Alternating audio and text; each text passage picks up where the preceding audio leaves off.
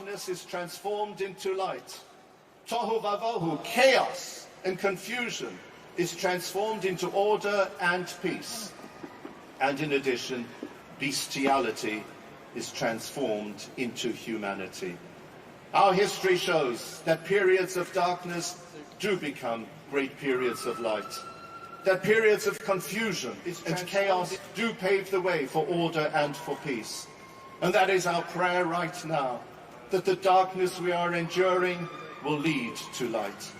That the chaos, the confusion, the bitterness, the mourning and the grief will be replaced by peace. And that the bestiality of some others will be triumphed by the humanity that we show, that all decent human beings show. And may this sad and tragic period be over soon. Oseh shalom bimromav, hu yaseh shalom aleinu, al kol Yisrael, ve'yimeru, Amen.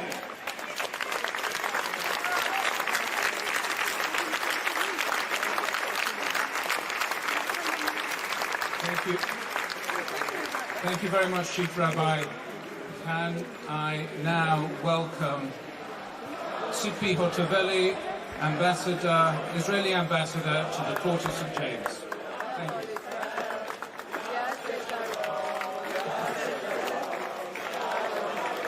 I have 3 words to tell you.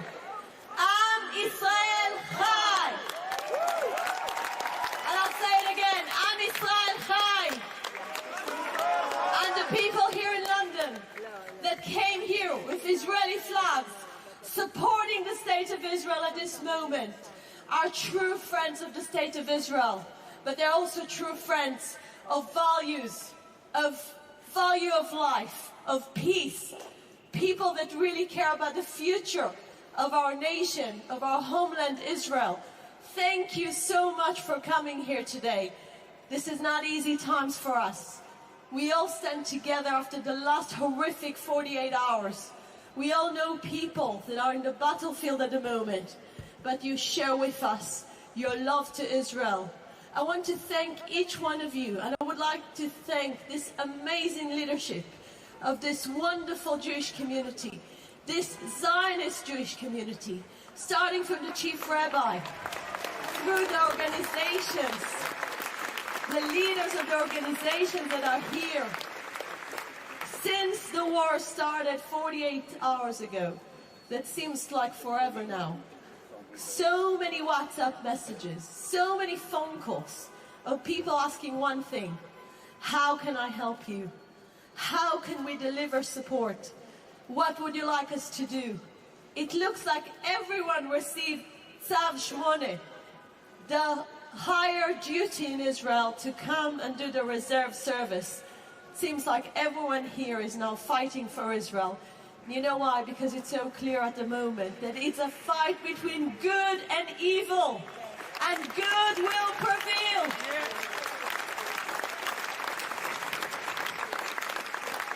I know how much this community cares about Israel. I know how much you felt pain for the division in Israel. But this is time of unity. This is time that all Israelis and all diaspora Jews stand together as one big family.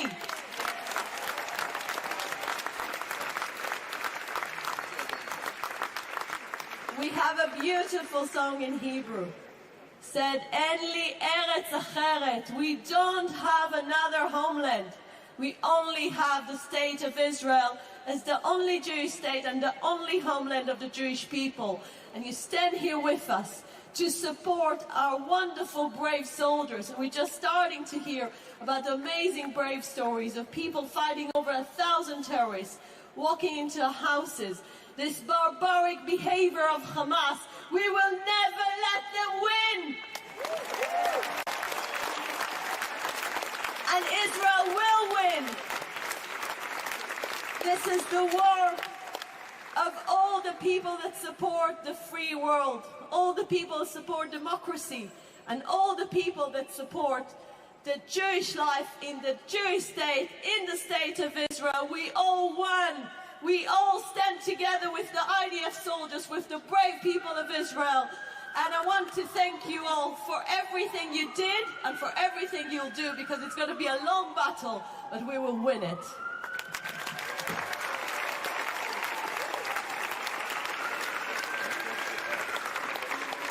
Thank you, Ambassador.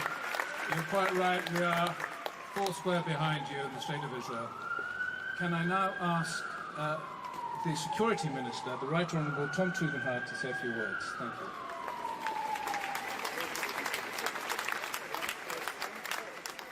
Thank you very much. I look around this audience today, I look around this group today, and I see friends.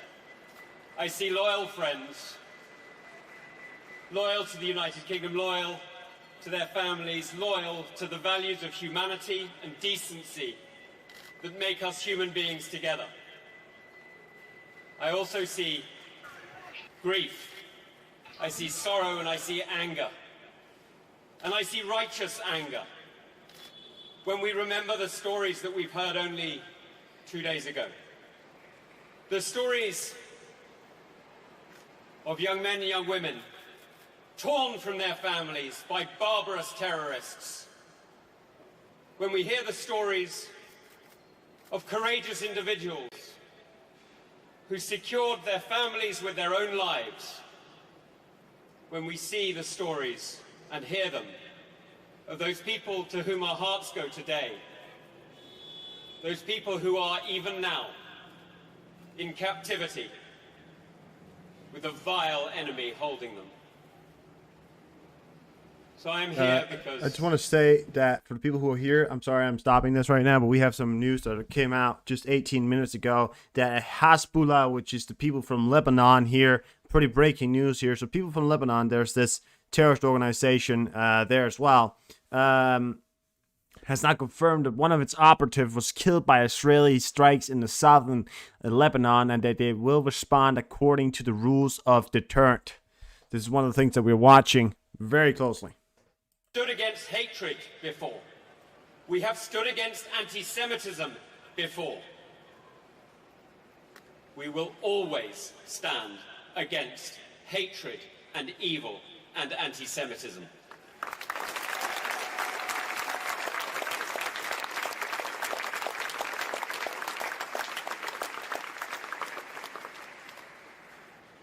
Now, as we look around and we see what really threatens us, we know what's really attacking us, what's really challenging our rights to life, to freedom.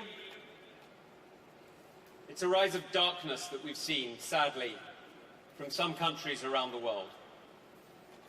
A threat that we have seen growing from some parts of the globe. And we have seen it rise and sponsor evil, sponsor hate, sponsor terror. We've seen it sponsoring it in Israel, in Lebanon, and even sadly here in the United Kingdom. And we should be absolutely clear that the British people will not take it. They will not accept it. Because like the people of Israel, we choose life. We choose love. We choose hope. We choose a future with our families. We choose a future in safety. We choose a future free from this evil. We choose a future together. And so with my brothers and sisters in Israel today, I say to life, L'chaim, L'chaim, L'chaim.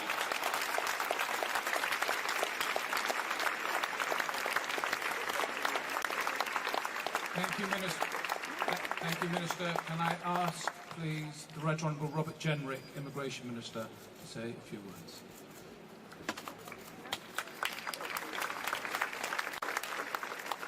It's an honour to be here this evening and to speak on behalf of the Prime Minister and the government, but also to speak as the father of a Jewish family. I feel the anguish, the pain, the worry, and the sorrow that you feel too this evening. There will be countless people here, and in the Jewish community, the length and the breadth of our country, who will know somebody, love somebody, caught up in these terrible atrocities. A parent, a child, a grandparent, a sibling, a friend, caught up in this unimaginable violence. This is not a distant conflict. It is acutely a conflict by communities here in the UK. I am here to say that we, the British government, share your pain. Tonight we mourn with those who mourn, and we grieve with those who grieve.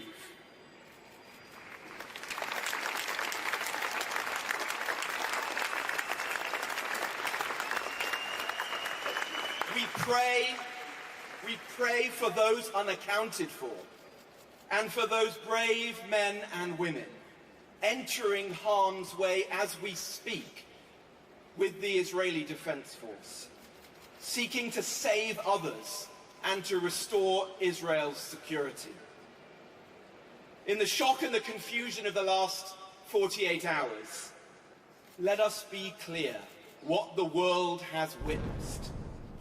These weren't, as some in the media say, militants or fighters. They were terrorists. They were terrorists, they were murderers, they were barbarians. And the BBC or whoever else we see on the television should say it as it is.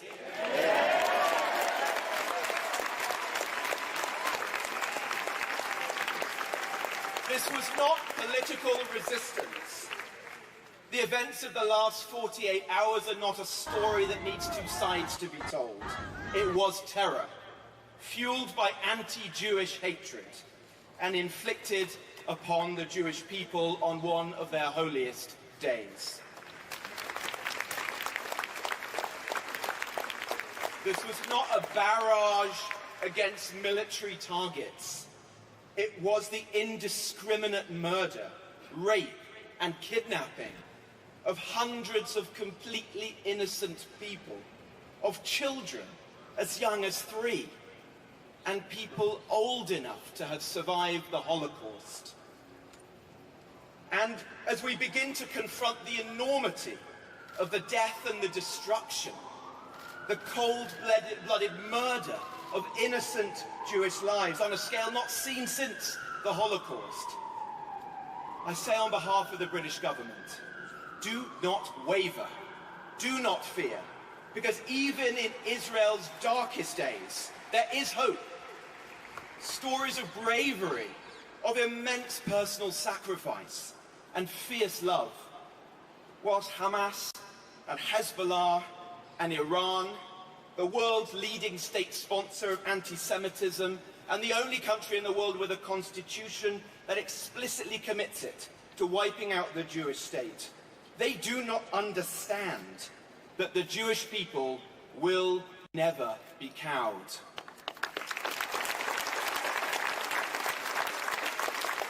The story of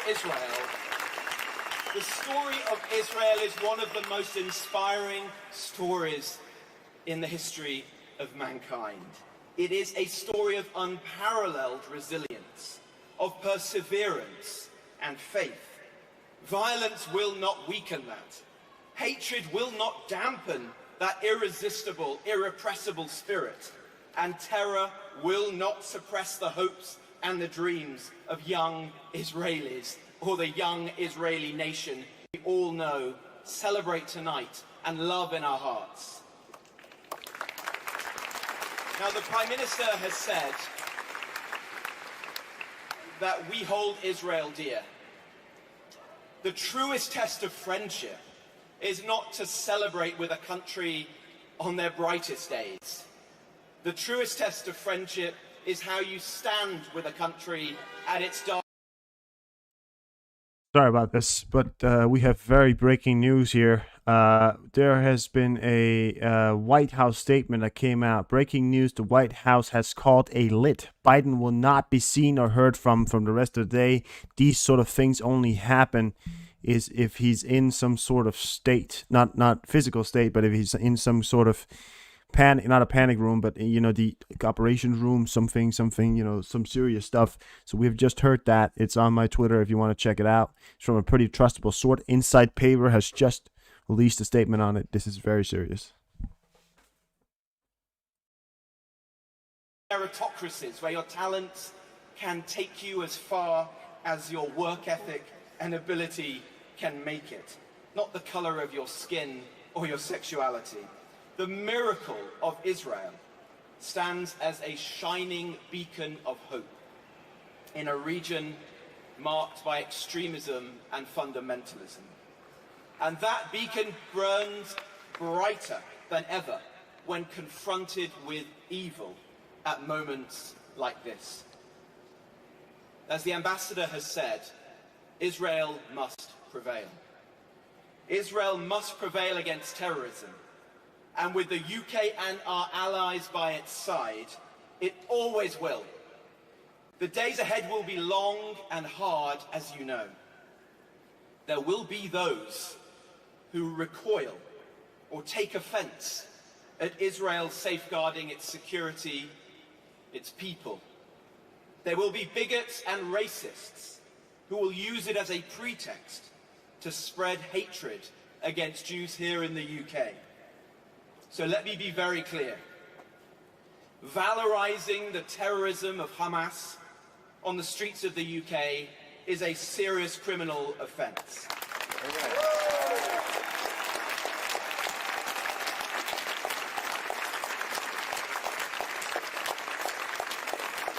Those who engage in it, or indeed any other form of anti-Semitic attack, must be hunted down, arrested and prosecuted.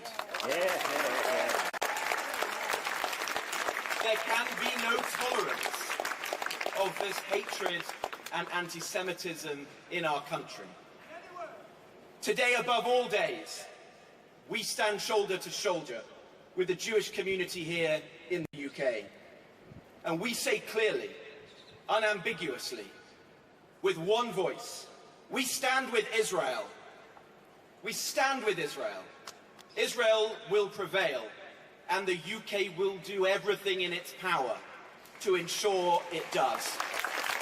Thank you.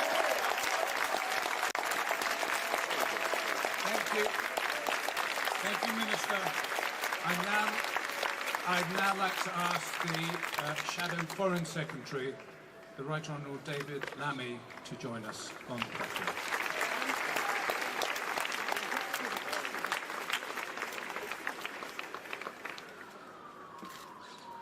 It was so important that I made my way from Liverpool to be with you this afternoon.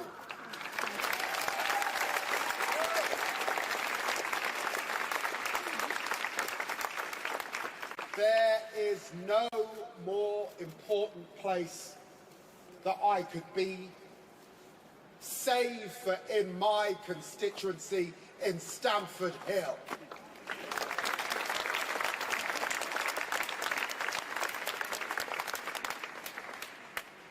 And I stand amongst you, deeply understanding the trauma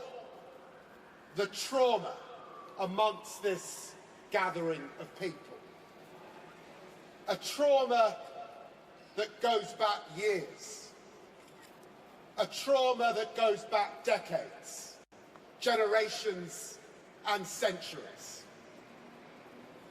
And it is to say, in this country, this great country of the United Kingdom, it doesn't matter whether you're conservative.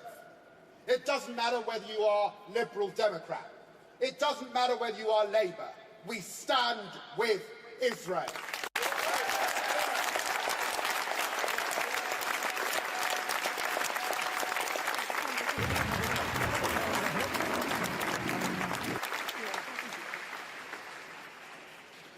7th of October 2023 will be permanently etched into all of our memories. 800 Israelis so far dead, over 2,000 injured, 10 UK citizens dead or missing, and hostages still being held hostage. Someone once said, "Set my people free, release them now."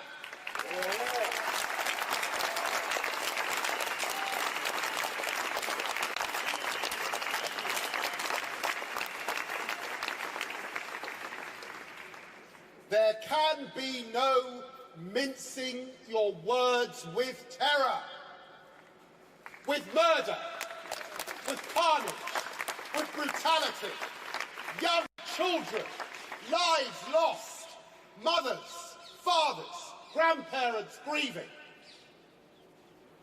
And so we stand with Israel at this moment. In these dark days and hours ahead, and we say to Hamas, what you are doing sets back the cause of peace.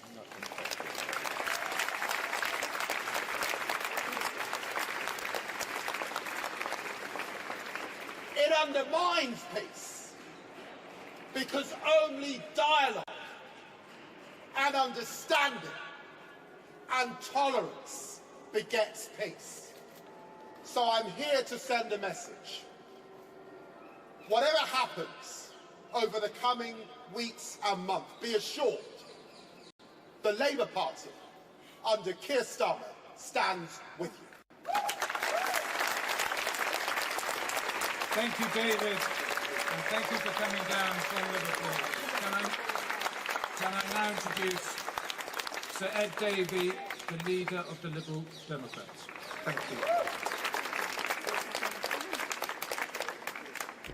I stand in solidarity and support tonight with Israel and all Israelis. The Liberal Democrats stand in solidarity and support tonight with Jewish people across the world. And we stand in support and solidarity with the amazing Jewish community in Great Britain.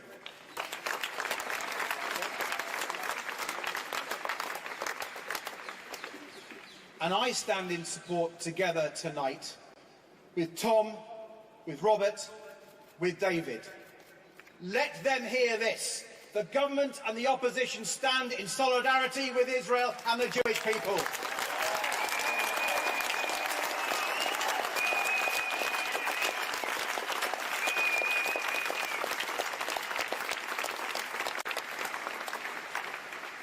This most horrendous terrorist attack by the terrorist Hamas must be condemned by everybody completely.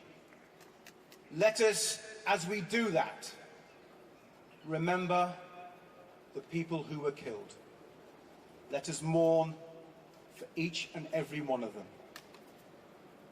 The children, the women, the men who were killed in their homes, killed in their villages, killed as they came together in a festival for music and peace. That is what the terrorists want to do. They want to kill innocent civilians going about their everyday lives, and they must never be forgiven or forgotten that they imposed this murderous act on Israel. And as we mourn the people who were killed, let us remember their families in Israel who are bereaved. Let's not forget their human suffering, which will go on now for the rest of their lives. And let us, of course, as David quite rightly said, remember particularly the hostages. And let us all together demand demand that they are released now, unconditionally. Let them be released.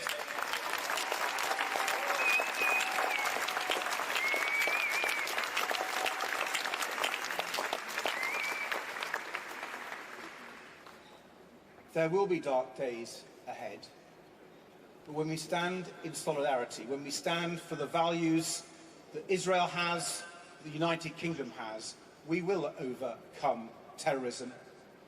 Terrorism everywhere, and this most blatant act of terrorism. We will defeat terrorism.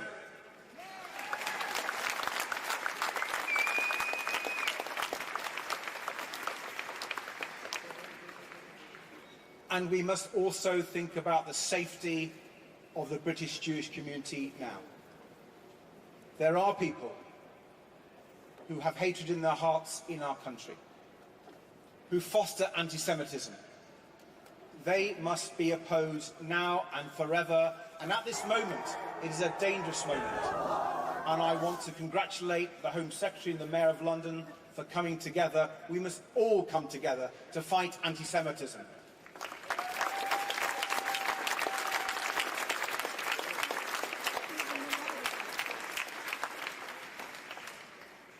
I want to thank you for coming tonight. Your voice is heard by just being here. And let us remember, we will need to come together again and again as we stand in solidarity with each other. We will overcome this. Thank you. Thank you, Sir Ed. Can I now ask Sir Mick Davis, Community Leader, former Chair of UJIA and the JLC. Thank you. These are the darkest of days. Aval anachnu umdim kan, muchadim in Israel. We stand here tonight united with Israel. Hundreds of ordinary, decent people, women and children, the old and the infirm, lie dead in the fields of southern Israel, in their homes, in the moshavim and the villages, in the playgrounds of Sderot, gunned down, murdered by ruthless, evil purveyors of terror. As we have heard, not militants, not guerrillas, not freedom fighters who are part of a noble cause.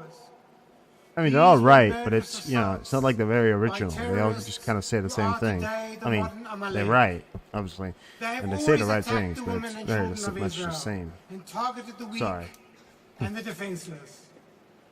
They killed men and they raped women.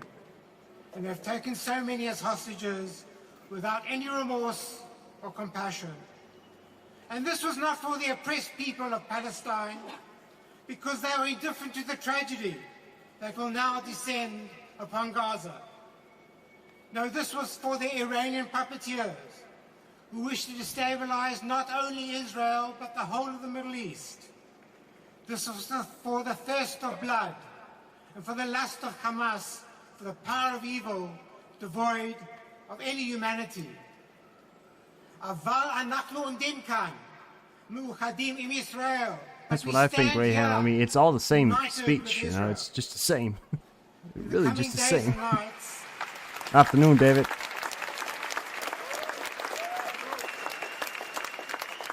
In the coming days and nights, it will not get easier. Young men will go forward to protect our people, and some will die in that brave service. And we will know some of them ourselves. And we will be bereft as our grief compounds, and our sorrow will know absolutely no bounds. Aval anachnu umdim kan, muchadim im Israel. But we stand here united with Israel.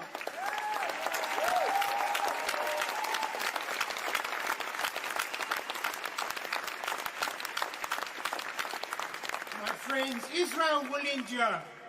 Our brothers and sisters in Israel will endure. We will endure. Israel will rise up and overcome this evil assault. But as we wait for that new dawn, when peace once again embraces our people and our land, our voice needs to be heard and our resolve must be unremitting. The people of Israel know that we are committed to their cause and are comforted that we are gathered here today opposite the seat of government of this great country, where democratic freedoms were first born and nurtured. אנחנו עומדים כאן, מאוחדים עם ישראל. We stand here united with Israel. And we proclaim to the world that we just done now, Am Yisrael Chai! Am Yisrael Chai! Am Yisrael Chai! Thank you, Mick. Can I ask an Israeli shlicha, or Fritz shlicha for the UJIA, to come and say a few words?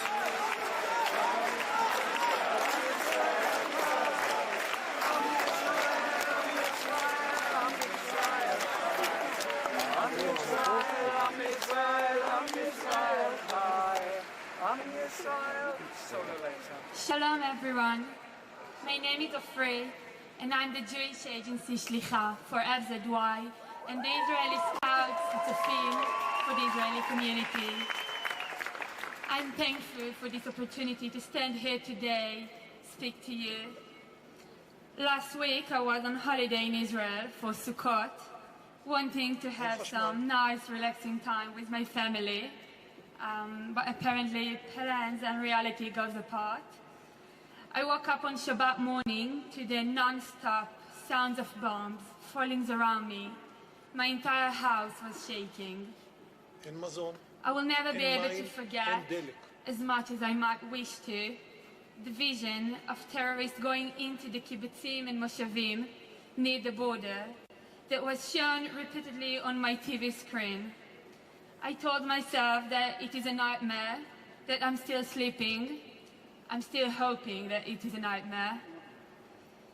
I don't know how many of you have ever been in a situation where you were scared for your life, where you don't know if you'll see your sister or grandma again, where you feel unsafe walking around your home, where there is no simple common sense to rely on. I couldn't imagine a world where I'm speaking with my aunt while she and my cousins are hiding and my uncle is waiting with his gun for the terrorists to come. Even the best screenwriter wouldn't come up with such an hero show. Nothing comes even close to what happened.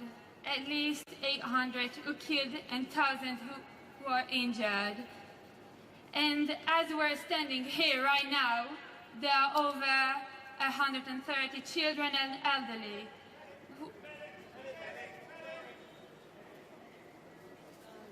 women and men who are held hostage by Hamas. The pain There appear to be of a mom Palestinian who protesters cries out at for the help, area right now. for someone to help I her, expected that to to happen. find I knew their that was going to son. happen. It's- oh God, no one should be familiar with this feeling. I would like to take this opportunity to send from here our prayers for all the families in Israel. I hope we will soon get Besorah Tovot, good news. And for those who lost their beloved ones over the past few days, may their memory be a blessing. We are all Am Israel, and we are here for you.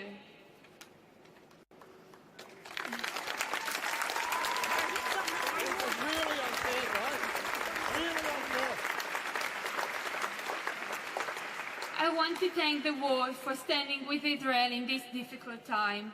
We are experiencing some of our darkest days. I want to tell the soldiers and the Israeli society, we all have faith in you. We are standing behind and next to you.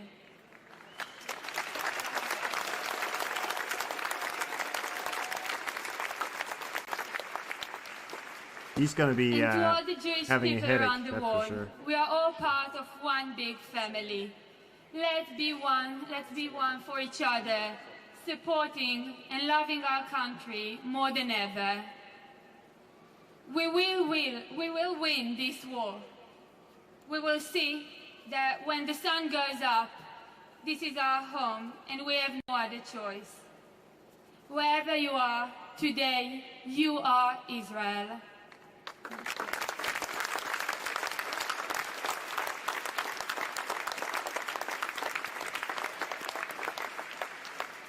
Thank you for your support. Thank you for being here. תודה רבה, עם ישראל חי. Thank you, Orit. Thank you very much. Can I now ask Sir Ian Duncan Smith, former leader of the Conservative Party, to join us?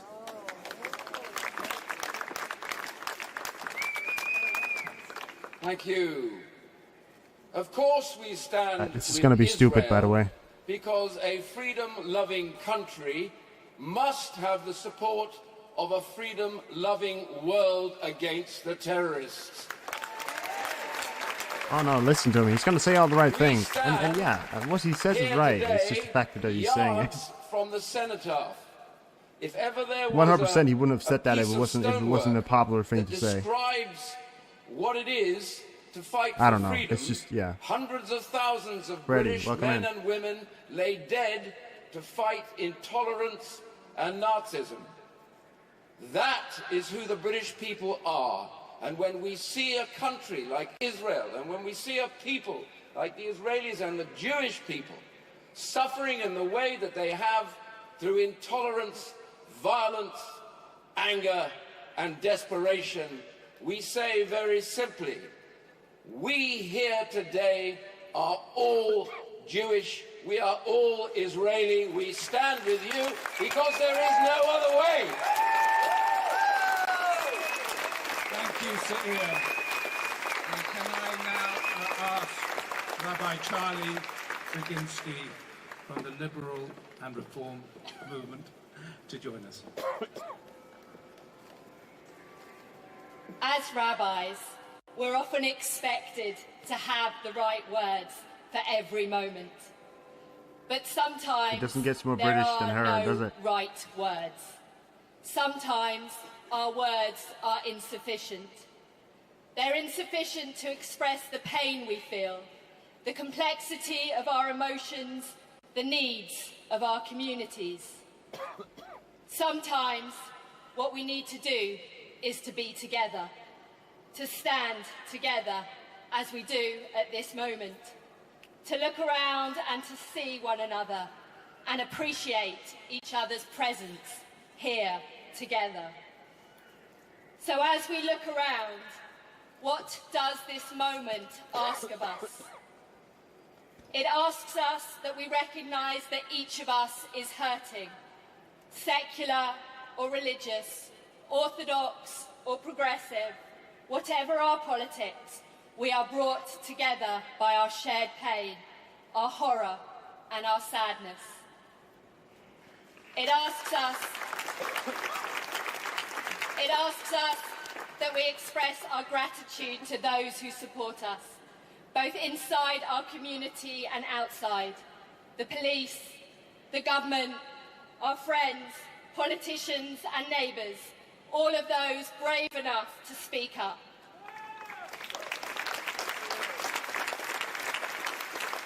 It asks of us that we look after our children, whether they're in Jewish schools or not, at university or in the workplace. They need our care and our attention to help them understand and to encounter the world around them. It also asks of us that we give each other the love and care that we need, for we are all suffering, and we need to be gentle with one another and with ourselves. And finally, it asks us that we join our voices together in the voice and words of our tradition. Adonai oz le'amor yiten, Adonai yivarech et amor v'shalom. May the Eternal One grant strength to God's people. May the Eternal One bless God's people with peace. Amen. Thank you, Charlie. Friends, the images and the stories we have seen and heard over the last 2.5 days will remain seared in our minds for our lifetimes and in the souls of all future generations, Jewish generations to come. The civilized world recognizes that these are indeed days of infamy, and the support that Israel has seen from across the globe and within this country reminds us all that the forces of darkness will not prevail and will be fought with every weapon in our possession. There must be no allowance made for the barbarism we have seen this weekend. There is no room for whataboutery, no ifs and buts. This terrorist regime must be called out for what it is in unequivocal language. Israel's grief is our grief. And as she buries her dead, we salute the bravery of those who died defending the country. We mourn the innocent victims, and we pray for the safe return of the hostages. Our Prime Minister, our government, the opposition, and across Parliament have all united to express their revulsion at this evil perpetrated this weekend. And we thank you all today for your unconditional support. We don't take for granted that so many government ministers and leaders of the opposition have joined us. We value immensely this cross-party show of support. And thank you for being with us here today. Your support is hugely appreciated. And we thank the police and the civic authorities for showing no tolerance for anti-Semitism or for incitement, and for your constant reassurance and commitment to our security. We thank our own communal organisations, in particular CST, for the protection they provide, but also for the countless Israel charities and for our very own UJIA who are fundraising at the moment. And I encourage you all to do all that you can. And we thank you. Thank you for being here today, Jew and non-Jew, in your thousands, for showing your support and for enabling us to unite in total and irrevocable support for Israel. Thank you, and have a safe journey home.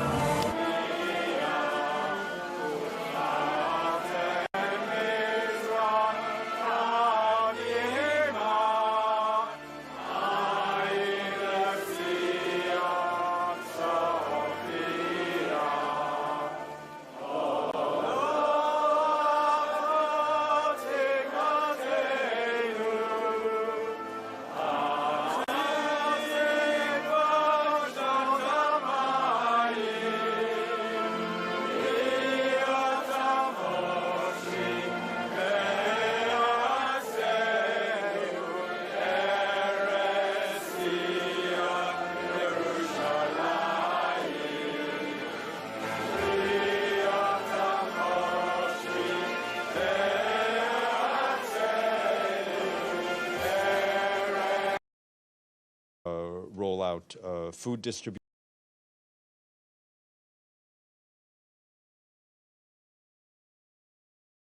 All right.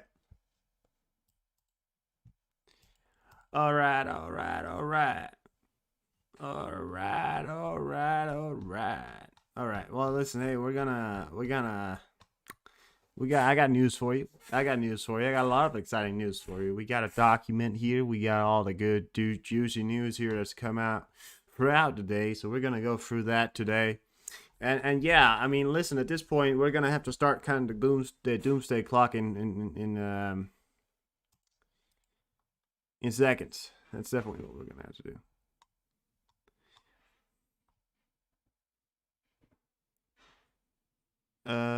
Yeah. So, I think we're gonna get stuff up here. Don't look at my screen.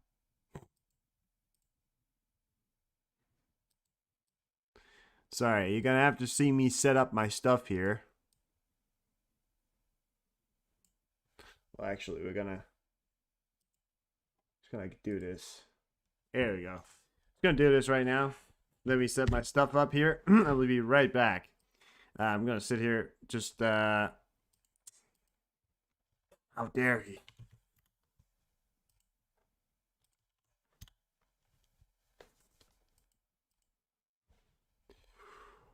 Ukraina.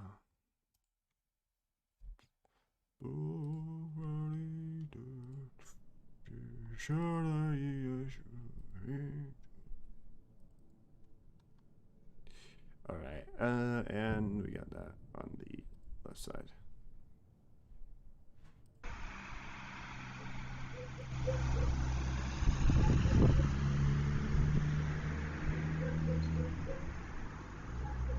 How you guys doing today? And as soon as I start wanting to do my news, everybody leaves. No.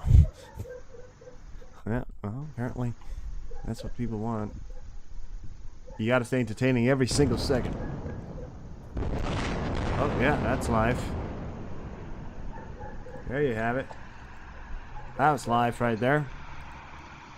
It's in Israel right there. Look at that. So, that's Israel. Alright, well, we're going to start off the news with some interesting things today. One interesting thing here is that things are happening. Things are not funny right now, but things are happening. We're going to have to talk about it. One of the things that is happening, one of the things I want to keep an eye on here, is the introduction of this. The United States has just came out with a statement that the White House has called a lit. Biden will not be seen or heard from the rest of the day. God damn, I'm still here. All right. Just are going to execute to capture civilians. Wouldn't surprise me, Nicholas. Wouldn't surprise me. I've got, yeah. Well, I'm not gonna be able to show much of that, can I? But yeah, wouldn't surprise me. But yeah, so we know stuff is happening. A lot of stuff is happening. Let me explain in a broad aspect of what's going on right now. So, yesterday a statement came out that said that Iran stated, sorry, no, the U.S. stated that if Hezbollah went into Israel and Iran, you know, which is in support of that, would support that, and you know, which things that's already happening, and these guys were to go to war against each other, Israel and Hezbollah, you know, Lebanon, if they were to go to war against each other, what would happen then? Then the USA would declare war on Iran, or at least take out the oil refineries in Iran, but that's basically declaring war. That's, you have a U.S. aircraft carrier in the Mediterranean right now, alongside a nuclear submarine and cruise, sorry, not cruise missiles, well, probably, but destroyers, ships, frigates in the Mediterranean, just outside Israel, somewhere, maybe somewhere in Cyprus or something like that. But that is the reality of what we're seeing right now. So if Lebanon decides to go to war, Hezbollah decides to go to war with Israel, events will occur that will seize the idea of peace in the Middle East. Well, there wasn't already peace. You know, there wasn't any peace in the Middle East Let's be honest. The place is a shit show, but it's going to be a much more larger shit show, and Iran is going to be at war with the United States of America. The United States of America is going to fight against Iran and Russia. Let me just get the statement from Russia here. So this is also some awesome news just coming out from me today, isn't it, guys?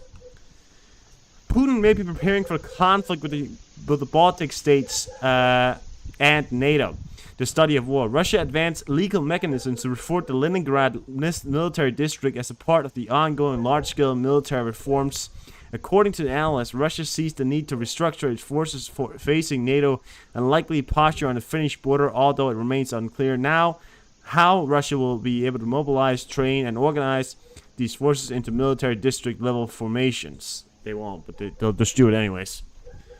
So, and they also stated that if the United States go to war against Iran, that could be a possible escalation for them to go against the Baltics. And we could be 24 hours away, 24 to 48 hours away from this. Why? Because Israel announced that they were going to go into Gaza.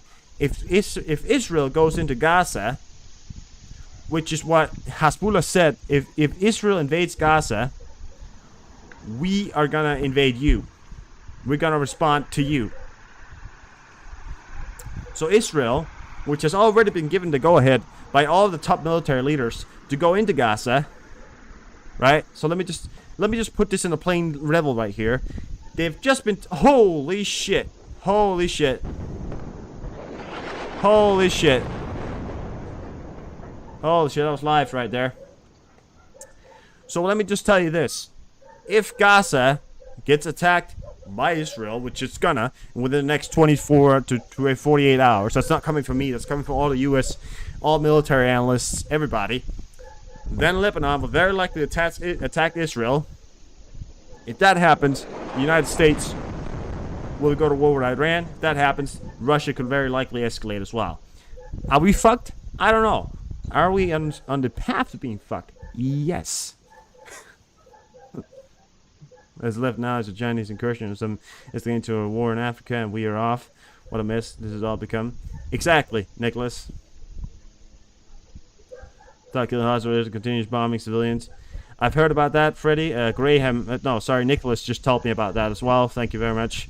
Exactly, atheist. Yikes. Yikes. Well, let's get on with the, and there we go. This is, I believe, in Gaza skylines, changed in real life time after Hamas launched attack. I think this is in Gaza. Pretty sure this is in Gaza, or at least near the border. The Israel Air Forces are destroying entire cities, blocks in northern Gaza tonight in what is likely preparation for a ground invasion of the Gaza Strip sometime within the next 24 to 48 hours. So this could all escalate within the next 24 to 48 hours. Just want to point that out to you. Israel airstrikes just now in northern Gaza appear to light up almost the entire city. We have more videos here, just like this you're seeing live here from Israel. There you go again. I mean, it is just crazy. So check this out. You're seeing that run right there, and you see the exact same thing. It's actually that's the exact same camera that we're seeing, and that's all day today, all day today. This is how it looks like. And am I happy about it? Yeah, somewhat. I'll tell you what, because there's a lot of civilians that are dying because of this. But I'll tell you what, the terrorists in Gaza, the people who went on with this, you know, they did this to themselves. They harassed, tortured, killed many Israelis and are still doing it. So they brought this upon themselves.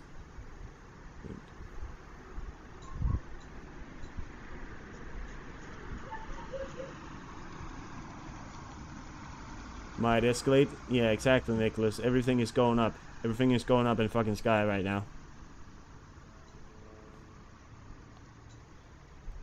I don't know what that is. I've got no idea what that is. I don't know. It could be a hospital. I'm not sure. I don't know.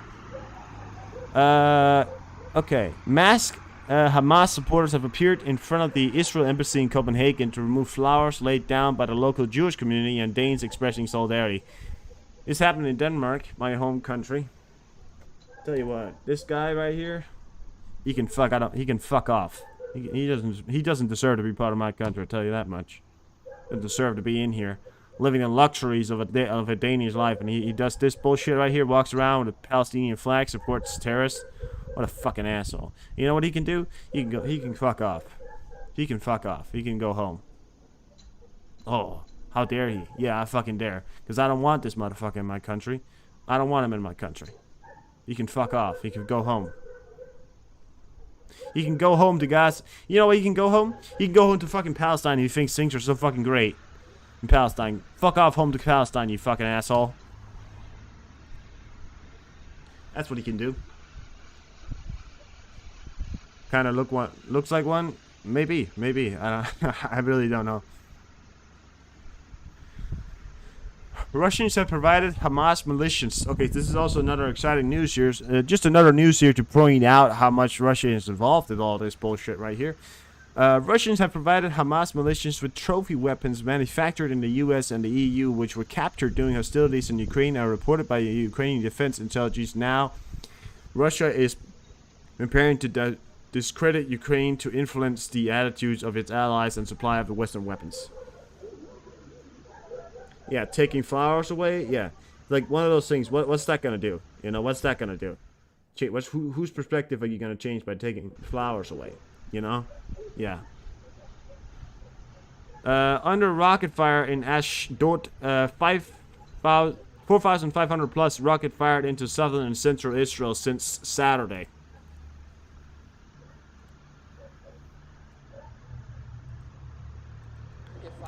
These are this guy is called Trey Yanks. He's in Israel. Great guy. Go follow him on Twitter. He's great. Southern Israel. You can hear the explosions overhead. Hamas has launched a huge barrage. Guys, just stay down. There's been an impact just right here. The black smoke rising up. One of those rockets just fired from the Gaza Strip. Hamas terrorists murdered more than 800 in 24 hours. Sorry, 48 hours. Almost. A little bit more. 800 Israeli people have died. That's what we know of. It's likely to be in the thousands by now. This was not an area that was evacuated. It is chaos here, but just an example of what is taking place in southern Israel. The paramedics here bringing in stretchers to try to evacuate anyone who was wounded inside. As we were driving here, you could see people in the neighborhood running toward the building into the fire, trying to look for people that might have survived. Everyone was so scared. People are crying, and we had to find shelter in less than 20 seconds. And this is the way we have to protect ourselves. 900? Thank you, Nicholas. 900 people, 48 hours, a little bit, 2.5 days, 2.5 days this has been going on. 900 people, many of them civilians, died. What? Because of what? Because of religion, so-called religion, right? Because they wanna kill people that simply just, you know, they simply want to exist. They simply want to live their lives. But no, apparently not, because apparently some people feel superior supports them, and they want to attack them, kill them off. Yeah, bullshit. I tell you what, you know.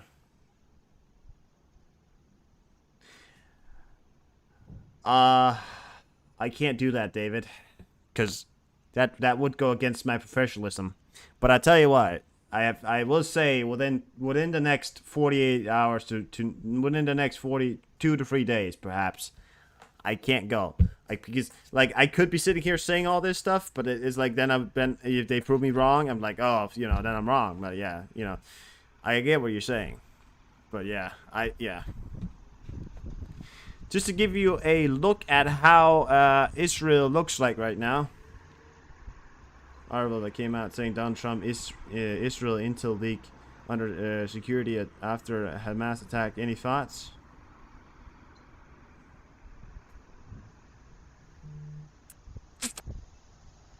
Yeah, I've got to fight, atheist. I fuck Donald Trump. I don't give a fuck about that guy. I really don't. I mean, he's really, I really don't care. Yeah. But check this out right here. This is reality right now. This is reality. This is how Israel looks like. Well, what is it? This is how Israel realization looks. Well, no, yeah, sorry. It's Gaza. That's what I meant to say. In the streets of Gaza, dozens of charred bodies lie after airstrikes when Ukrainians considered a similar scenario in fighting against aggressive and called the escalation here. I think, I was able to show that one. Oh, how lovely. How lovely.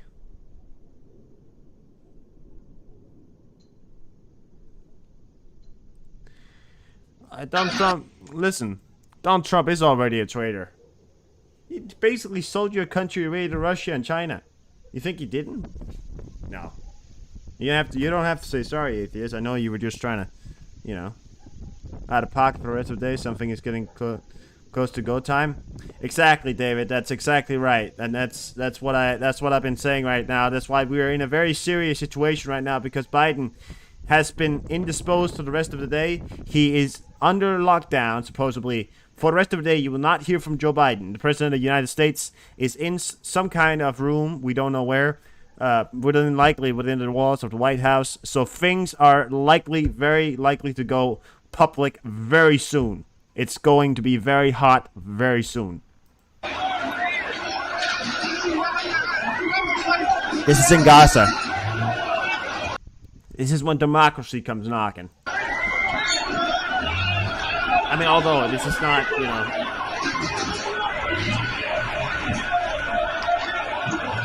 that's the best way to put it. I just want to say something. Many of these people right here are civilians. People who didn't have anything to do with these terrorist attacks.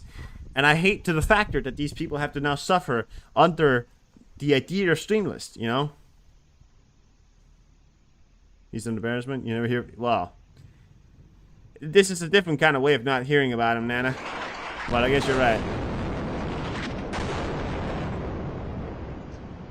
Yeah, that was live from Israel right there in Gaza. That right there. But many of these are civilians, and that sucks because a lot of terrorists has now caused these people to suffer under this.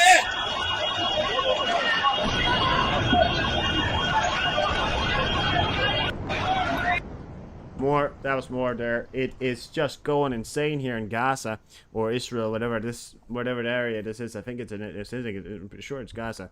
But listen, I tell you what, I'm happy that they're giving them the business, but I'm also just gonna tell you this right now. It sucks that because of a few people that now have gone against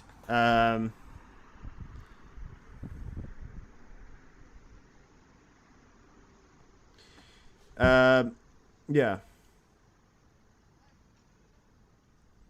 Is Air Force One airborne? Well, it's very likely he wouldn't be in Air Force One. He would probably be somewhere. Although there's very little planes over the United States. That's not always a good sight. But no, I think he'd probably be in the White House. Sorry, I'm not sure. But no, I don't think. I can check on Flight Trader. It's a good question. I'm not sure. It probably wouldn't turn on. Is it? That's not. No, that's not. We'll check it. But yeah, that's the reality right now of most realities. It doesn't appear that it's up. However, I will say to you guys, it is a unregularly, very few amount of planes over the U.S. at this point in time. This is not usual. You'd have more planes over the U.S. at this point in time. I'm telling you that right now. P8 down there. EBC News, welcome back. So yeah, that's thunder and explosions. The Egyptian Minister of Intelligence is claimed to have called Israel Prime Minister Benjamin Netanyahu before the Hamas surprise attack and told him something unusual and terrible would happen from Gaza. Netanyahu has since denied that he was ever contacted by the Egyptian government in regards to any attack from Gaza. Yeah. Religion, that's the...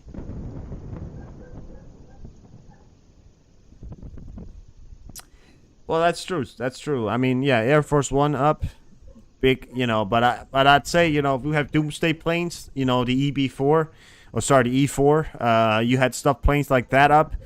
This right here, guys, this right here is actually a bigger sign of shit. This right here is a bigger sign of shit happening. You know why?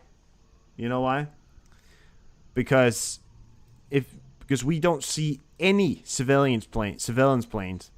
Usually there'd be an E3, E6, something. Not even on this run right here. We see any form of surveillance. We see an E6. Look at that. One E6. That's the only thing I'm seeing. Other than that, I'm not seeing a P8. I'm not seeing anything. That's not a good sign because you don't want to not see something. I'm telling you right now.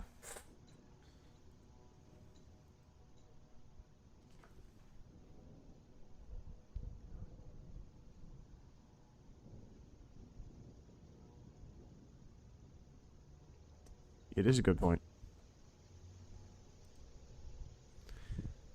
The CNN Clarissa Ward taking cover in a ditch amid a massive barrage of rockets near the Israel-Gaza border. This is an Israel reporter. So, sorry. He's in Israel. Stand by.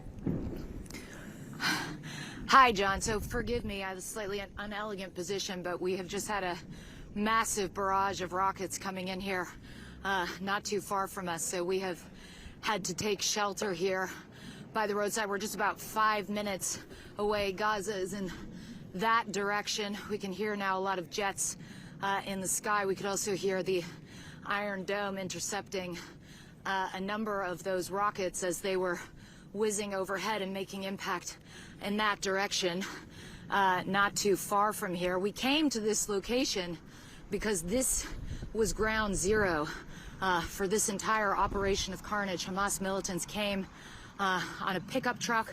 This was the first place where they breached that border wall, and they basically drove down this strip, just spraying lead wherever they went. We saw, in fact, I was just grabbing it before that happened and we had to hit the deck, but heavy weaponry being used. It's saying we can get up now.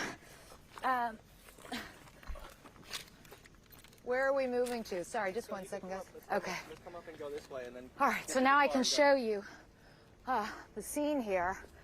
This is where those militants first came, opening up fire on all these vehicles. There's a baby carriage down there, turned over on its side. You can see over there, Clayton, if you just show in the distance there, some kind of strikes, looks like in Gaza as well. Return fire. Or is that the smoke from the rocket launches? Forgive me. It's a little difficult after being crouched in a ditch to know exactly what's been going on. Reality of war, ladies and gentlemen. Reality of war, right there. Yeah. Okay, so the Islamic University complex in Gaza City, which was struck by several hours ago, has now been totally destroyed by additional Israel airstrikes. 1 second.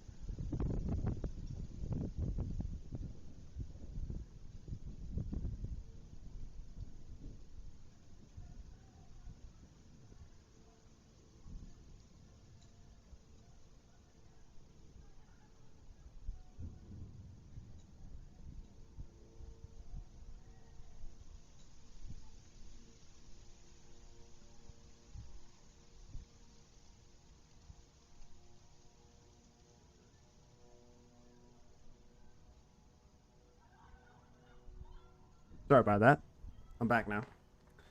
Sorry about that.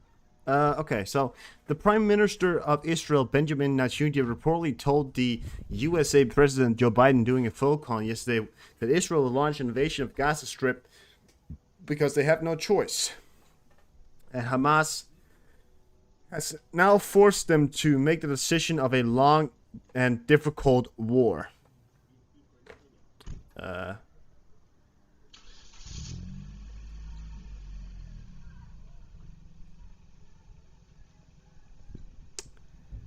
Well, they don't really have a choice, atheists. But I do agree. It seems like a weird choice to make to conduct airstrikes on locations where you know hostages are located, just because you're trying to take out. Oh, explosions there. Just because you're trying to take out the terrorists. There are other ways, you know. So yeah, it's weird. Our position is crystal clear. Anyone who caused terrors and death anywhere on the planet must be held accountable. Here is the here's a picture. I think this was from Vladimir Zelensky right now. God, I accidentally put this wrong. So check this out. These are pictures from Ukraine today. One light. It's been lighting the city up for the whole goddamn day, you know. Look at this. This is from Ukraine. Pictures from Ukraine. Just to give you a quick recap on what's going on in Ukraine, the Russians are being given their hand. Sorry, that wasn't. I think the best analogy of what's going on in Russia, right? Sorry, in Ukraine right now is if I was a Russian, I'd be shitting my pants. That's my best analogy of what's going on in Ukraine right now. To point out, if you don't understand what I'm saying, the Russians are being given a handful. They're being given the business. That's what they're being given. Israel ambassador vandalized with swastika graffiti in Colombia. Ambassador says photos posted by Ambassador Gali Dagan shows a pillar on the ambassador building debuted with a swastika next to the Star of David and a pro-Palestinian slogan. The incident comes after Colombian President Gustavo Petro expressed support for the recognition of Palestine on Saturday, slamming the international communities for treating the Israel occupation in Palestine in a very different way from Russia-Ukraine conflict.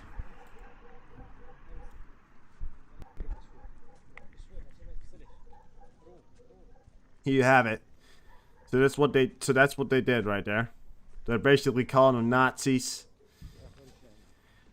I mean, what's the difference between, you know, the people killing people in Israel right now because they're Jews and Nazis?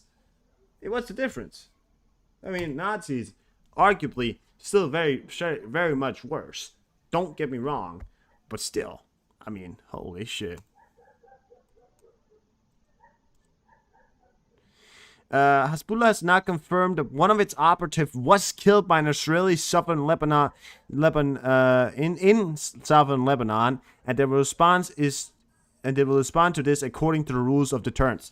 Yes, so not only have they warned that if they go against, I think something happened over here. We're just gonna have to wait and see. Not only have they warned that if anything is to happen in Lebanon, they would, in Gaza, they would attack. But now, a operative from Lebanon, part of the Hezbollah terrorist organization, have just stated, or at least not them, but the organization has stated that they are getting ready. Holy shit. Saw them zoom in right there. That they are getting ready for some kind of deterrent attack in some way or form. Sorry, it's hard to get words in when we got explosions all around. We got Qatar military, look at that. Israel military. Yeah, look at that right there. That's live. Map update for southern Israel. Nearly 48 hours after approximately 1,000 Hamas militias crossed the armistice line and attacked Israel, fighting is ongoing. Clashes have resumed in Mafalishim and continue in the Sarat after a renewed Hamas attack on the area. So, this is how the situation in the before Gaza looks like. This is the borders of Gaza. As you can see, Israel has basically taken back all areas that was taken by the Hamas terrorists, except for a few villages where there may be holdouts, but these will very quickly be taken over. This is the only areas where they are still resisting, supposedly. So this is also, by the way, the reason why they're expecting an attack within the next 24 to 48 hours, because they still want to push all fronts back. They want to push all these fronts back. The reason why they want to do this is because when they've then pushed them all back, they have like a clear line to go directly into Gaza. So this right here is how the situation is currently looking like in Israel and against the Gaza. That there will be launched an operation. This is not just me knowing this. This is the whole world knows this by this point, and this come from top officials in Israel, that they will launch an operation into Gaza. A plane carrying military aid for Israel from the United States lands at Tel Aviv airport today. Here you go, guys. So, there is a plane, and this is proof to you guys and to everyone that the United States is helping. And a plane, what appears to be a C-17, did in fact land in Israel today. I think we can hear gunshots in the background. That's a good sign. They're getting closer. Here it is. America! They should blast music every time they land, like, America! Fuck yeah! Coming to safety day again once more, yeah. As we'll see, 17 Globemaster. No, yeah. Globemaster, right? Yeah. A Globemaster right there. Look at that thing. Oh, such a beautiful plane. All-terrain plane.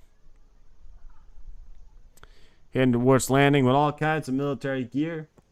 It's a good sign. It's an amazing sign. It's a great sign.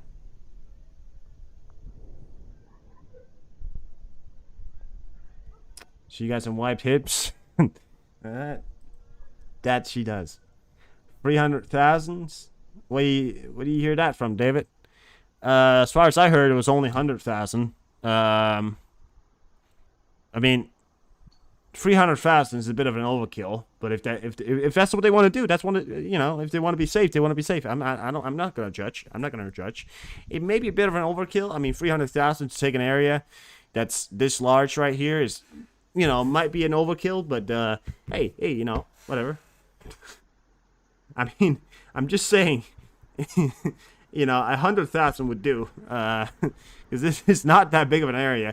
Like calling up 300,000 people to take an area on this side is, it might be a bit of an overkill, manpower wise. But hey, if they want to be safe and they want to do it quickly, they say go ahead. 300,000 is confirmed. All right. Well, thank you, David, Freddie. Thank you. All the American news sources. All right. Thank you. Well, thank you, David, for sharing that.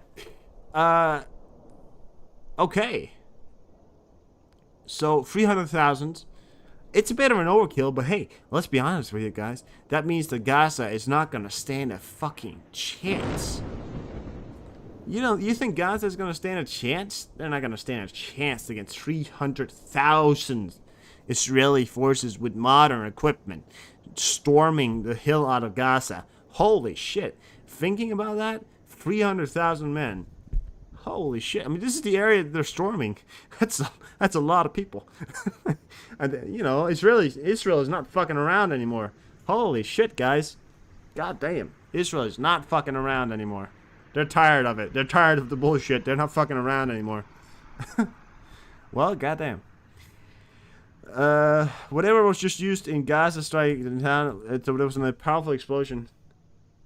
It's going to be a severe ass kicking. It's going to be the most severe ass kicking that I think we've seen in recent history, unless you're talking about Ukraine. Then yeah, this is going to be a very severe ass kicking for the Gaza militias. Trained and ready for this. Exactly.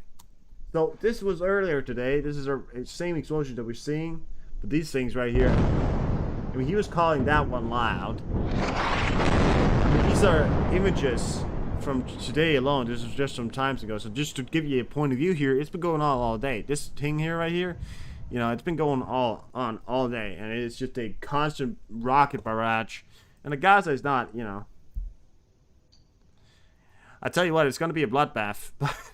But I mean, 300,000. I'm just, you know, I'm staggered. That's a lot of people. That's a, you know, I'm just staggered because there's a lot of people. Well, okay, but there's some greater news for you guys. Hamas leader Sinwar is dead. The Times of Israel has reported. The leader of the Hamas organization, has ceased to exist. He has now ceased to simply exist. He doesn't exist anymore, guys. He's gone. Does he exist anymore? Let me just hear it one more time. No. He ceased to exist. He's dead. He's dead. And great. It's a great time. It's a great success. Israel Army radio and station ran by Israeli Defense Forces has stated on air that they will continue airstrikes in Hamas positions in Gaza Strip, even at the risk of harming the hostages. So that was something that came out today. So yeah, obviously, something is now making them continue airstrikes despite the knowing of hostages within the country. It's within Gaza. Yeah. I mean, to me, if anything, I would have just halted the airstrikes by now and just, you know, gotten ready. I would have halted the airstrikes. I would have just gotten ready for the ground offensive and just done that. Because I feel like it puts a great risk towards hostages. Because we also have to think about the human lives here. I mean, it's a lot of hostages that has been taken. But I guess Israel is just saying that, you know, they're ready to maybe sacrifice a few hundred or thousands to save millions. It's a hard thing to say here, guys, but it may be the reality. We don't know. I mean, yeah. The IDF released footage of the bombing of the Gaza Strip. The press office said that over the past day, IDF planes carried out massive strikes across the length and breadth of the Gaza Strip, wreaking havoc among Hamas terrorists. In total, about 130 targets were attacked in the past 3 hours using dozens of planes. The centers of attack are Beit Hanon, Sayah, Al-Fakan, and Ramallah.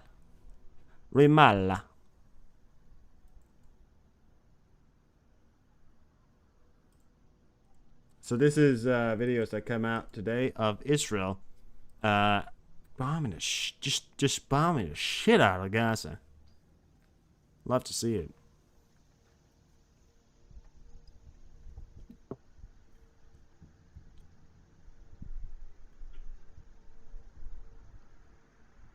Holy shit. I mean, look at that.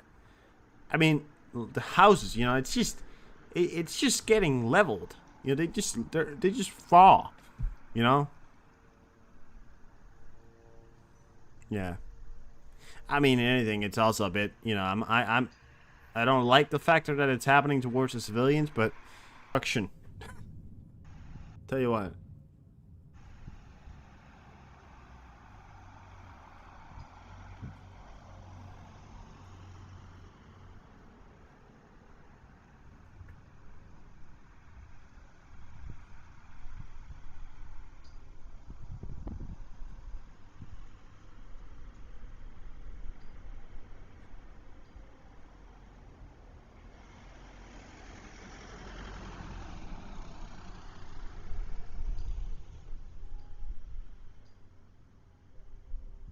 I mean, yeah. The 2-minute and 20-second video of them just bombing the shit out of Gaza. mean, look at it. It's just insane. You know, it's just insane. Oh, there we go. Time for shock and awe from Iraqi war. Yeah.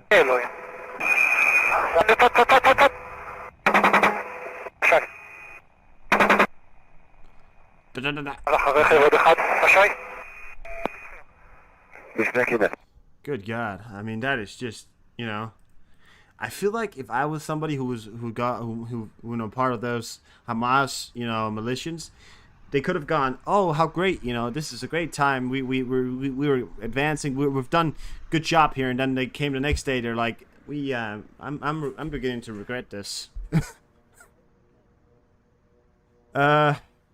Richard Angel and the NBC News crews takes cover from mortar fire in Israel, Gaza. Richard and the team are safe. He says this is also another reporter that is currently within. We actually saw this guy land in Israel yesterday. He was at the airport that when they were grounded. This guy right here as well. So saw this guy land here yesterday in Israel. So here they take cover behind these. These are mortars and shells, rockets landing. There you go. Knowing the factor that you could be the next, you know. Look at that, right there. Stay down, stay down.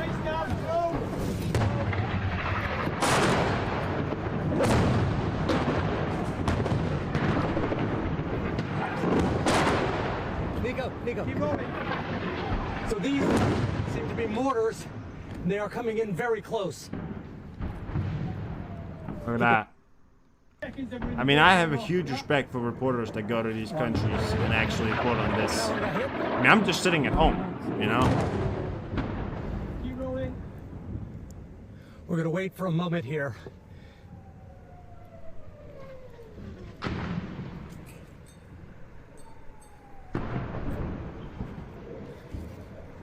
Nico.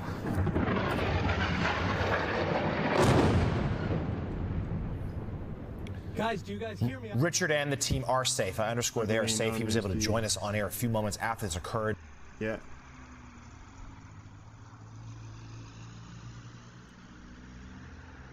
Richard has to be the luckiest reporter. I mean, he certainly seems like. Hamas hit Kadyrov Mosque in Abu Ghash Mahmed Kadyrov Mosque, built in 2014. It's the largest mosque in Israel and was built with money donated by the Chechenian government. And you might remember the name. The name is Kadyrov. Kadyrov, of course, is the leader of the Chechen Republic, or not Republic. Well, no, how do you call it? The Chechnya. Yeah, whatever. You get it. But it's Chechen, right? So this right here, and then yeah, there was some fire, there was some mortar or some kind of shell or rockets higher hit it. The mosque got damaged, built in 2014. Yeah, what can we say about this? Don't know. Don't really care. Well, I mean, you know, whatever. Was it in Israel? It was in Israel, right? Well, I do care about that. I mean, yeah, it's sad, obviously. It's unnecessary, is what I say about it. I care about it. Yeah. Massive series of Israel airstrikes in Gaza City a few minutes ago. So these are also pictures, and these are actually pictures from earlier today. And I want to show you this because it was just huge. It was just so huge. I mean, look at this. Look at this right here, and look at the camera shaking because of these explosions.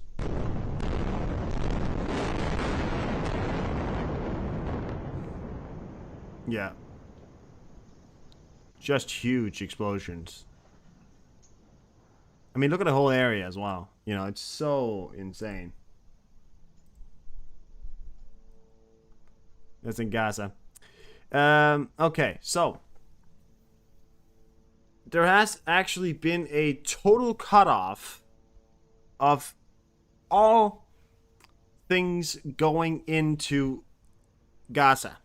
So, Israel Minister of Defense Yoav Gallant announces announces that he has ordered a total siege of Gaza Strips, allowing no food, fuel, or electricity alongside anything else to enter the strike. Gallian further stated, "We are fighting with human animals and we will act accordingly." He says no fuel, electricity, or anything is going into Gaza at the moment because they apparently, you know, the Israelis felt like they didn't deserve it, and I tell you what, I don't feel like they deserve it either. As a Salvadorian and with Palestine ancestry, I'm sure the best thing that could happen to Palestine people is for Hamas to completely disappear. Those savages beasts do not represent the Palestinians. Nayib Bukele, president of El Salvador, came out with statements that he stated that the best thing for the world right now would be the complete destruction of Hamas, and I am very much in agreement. Reinforcements are coming in, ladies and gentlemen. We are having reinforcements coming in, and these are videos of shared videos here, big time videos here of just sheer willpower and democracy. These are tanks, Humvees, IFVs, something like that. So done. There you go. Humvees coming in. How you guys doing? Good morning. These are troops.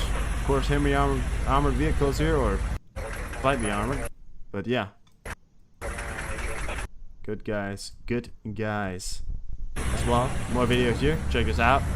These are the continuation of that video there. Humvees. Right. Walk one.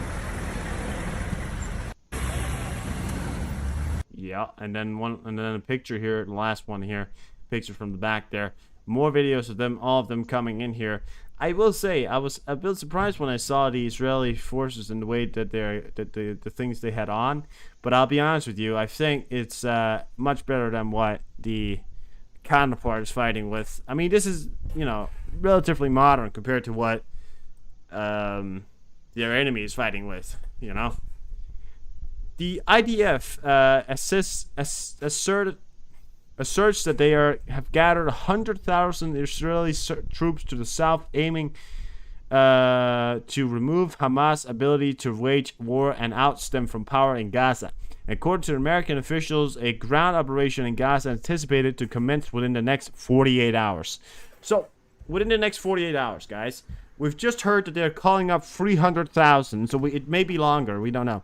But within the next 48 hours, so it could be now, it could be in an hour, it could be whenever. But I'm gonna go ahead and say it's gonna be more than a little bit more than 24 hours. I think we have a good day so far before it happens. But yeah, that's what's happening right now, at least. After Sydney decided to illuminate the Sydney Opera House in colors of the Israeli flag, hundreds of Hamas supporters gathered to attack the Opera House with flares and burn Israeli flags. Aussie police have earlier told Sydney's Jewish community to stay away from the area. Yeah, I'd imagine. So, it's turned all over again. I mean, these guys, you know, they're allowed to do it because what? Because we have free speech, right? The idea of free speech.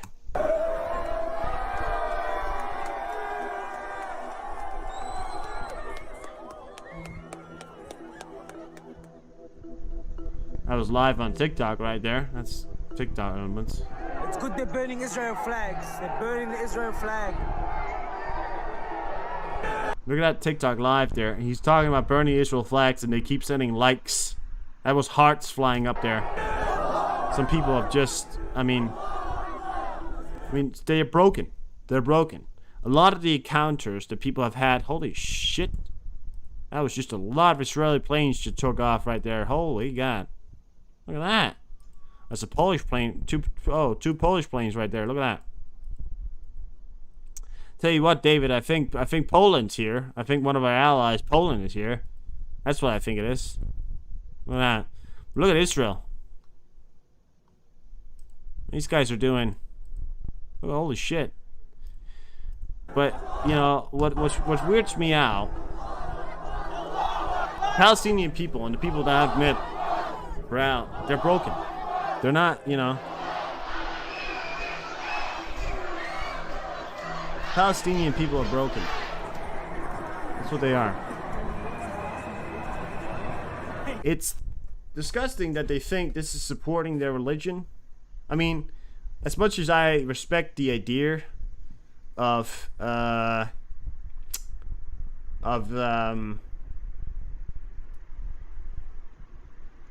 free world, free ideas, free ideologies, I cannot sit here and idly sit by while they are actively, you know, just supporting and saying this is part of their belief and part of their, you know, this is anti-Judaism, you know.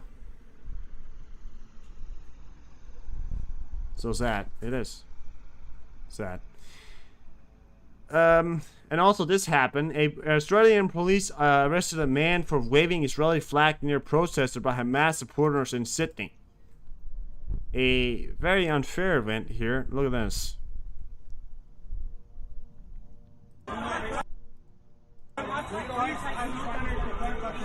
So he's waving an Israeli flag near Hamas protesting, and then they arrested him. This is really unfair, guys. It's really unfair. I've done nothing wrong, mate. I've just done nothing wrong. This is really unfair, guys. This is what I don't get.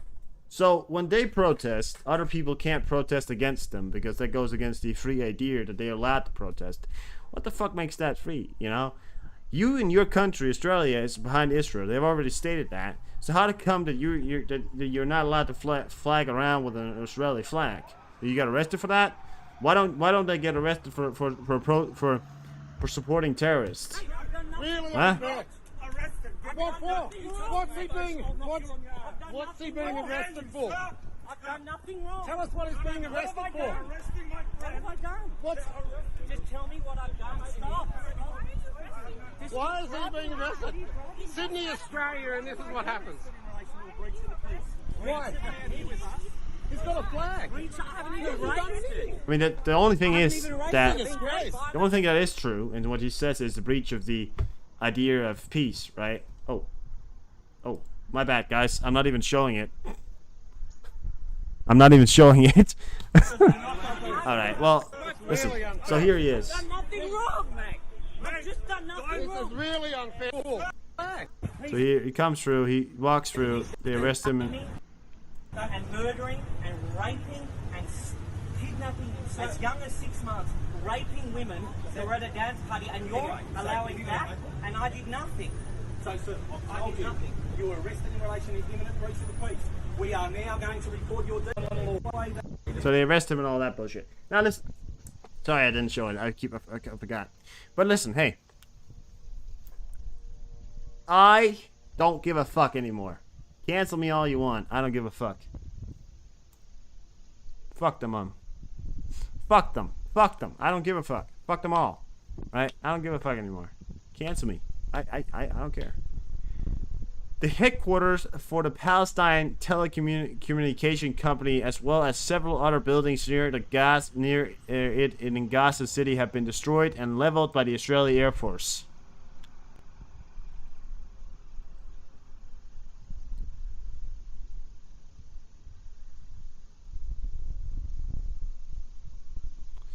This right here is the telecom. So this is Israeli Air Force, and this is in Gaza.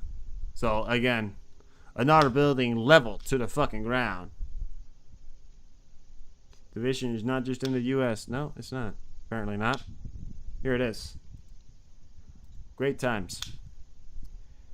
What were we talking about? What? Okay. Oh yeah. Hamas shared footage of the destruction of a... Okay, so this is a Israeli tank destroyed by Hamas. One of the only things they managed to destroy. I don't know how many they did manage to destroy, but they did manage to destroy this one. And there's no other way to put it. They did manage to destroy it. There you go. And then it got destroyed right there. It was at the area, and I think they went into, I think they dropped some kind of explosives inside of it. The ammunition cooked off, which was probably stored inside. And then it started burning off and exploding. Well, I don't know if that was the thing that made it explode right there. I don't know what that was. Could have been that. No, that was another one. I think 2 or 3. I'm not sure how many. 2 something. But yeah, these are tanks that got destroyed by... This was a drone attack right there. Yeah. So that's something that did happen. But I think Israel will recover. I think they have much more than 2. So don't worry about that. The Lebanese Ministry of Education has announced that all schools in South Country will be closed tomorrow due to deteriorating security conditions. Yeah, right. So also another thing here, which is why we are worrying and why we have to watch this throughout the days here, or next 24 hours is going to be interesting, because the Lebanese Ministry of Education has announced that schools are closing due to deteriorating securities conditions. Well, while it's true, it's also, you know, holy shit, right? Israel ambassador to Ukraine thanked Ukrainians for supporting the country in such a difficult time. We have the video of that. He was actually, I don't know where he was, but he did out here and he was supporting Ukraine. Sorry, Israel. Thanking Ukraine for supporting Israel, that's right. Я дякую президенту Зеленському і керівництву України за підтримку Ізраїлю. Дякую мерії міста Київ за цей знак солідарності з Ізраїлем. І, звичайно, дякую українцям за співчуття і за потужну підтримку. Разом переможемо терор. Вже другий день. There you go. Together we will destroy terrorism. That you will. Saudi Arabia. Okay, so another thing here, just to show you how many people are coming out in support of Palestine in the Arabian countries, in the Arab countries. Saudi Arabia ends all negotiation on normalization with Israel. Saudi Arabia has informed the U.S. Secretary of State Anthony Blinken that it will end all negotiation on normalizing relations with Israel, reports the Israeli newspaper Jerusalem Post, echoed by the Saudi media outlet the Saudi Post, published in the United States. So that's, again, one thing I've talked about before as well. We were going to point it out here. Gaza is what we believe to have been a diversion. Not only a diversion, but also a way to set the stage for a larger conflict. So Gaza, because it appears that every single Arab community, or at least Iran and all the other ones, all the big ones, was in fact part of this, and was at least in support of this in many ways. And, you know, it appears that they are now, you know, coming out with all the ideas that they were, oh, we're the good guys, we're trying to help them negotiate, but, you know, they're really not. They're just being plainly stupid here. So yeah. Israel aviation struck the position of Hezbollah militias on the border, and combat helicopters began attacking the territory of Lebanon. The IDF, the Israeli Defense Forces, and said most of them have been destroyed. At the same time, local publications report on a rocket volley on Israel, air raid sirens sound in Jerusalem. The videos from social media.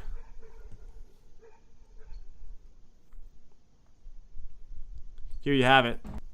This is a video from Lebanon, or at least in the south, or close to that. Clashes between them have already started, but it does not mean that they are at war, but clashes and gunfire are being exchanged, is what we know of. So they're very, very, like, you know, officially not at war, but they're like, it's, you could holy shit. You could bring out child scissors and you'd be able to cut it over. You know? A direction hit by Israeli JDAM bombs on Palestinian buildings. Check this out, ladies and gentlemen. These are also videos that are coming out. Social media here. Oh, there you go as well, yeah. So that one right there was it was him doing that, and then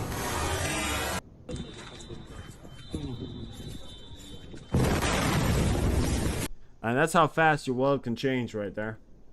That's how fast your world can change. Well, let's move on to some Ukrainian news here, shall we? I don't really have much more on that right now. We'll get back to Israel as soon as possible. Here we are. The strike drones have arrived. We are ready to fly on combat mission. With your help, we raised 17,000 and we were able to purchase FPV drones, a ground control station, and additional equipment for the 1st Mechanized Battalion strike drone platoon missions. You've already seen work of these drones in Belgorod region a few days ago, and now we published. Thank you everyone who is helping to bring us closer for the common victory. This one right here was reported by the Liberty Legion. These guys right here are the Liberty Legion. These guys are the ones that you may have heard about that actually invaded Russian territory just a few days ago, and actually were in their territory and doing combat missions for some kind of things that we don't know about, but we know that they were in there and we know they did something. There's no English subtitles, but we just get to watch the video here. It's just saying thank you and you know, to show the drones here that they've been given and raised. And these are going to be used within the Russian borders, very likely. Here you have it. Yeah. Liberty of Russian Legion. Freedom of Russian Legion. There you go. And that's the videos that they had.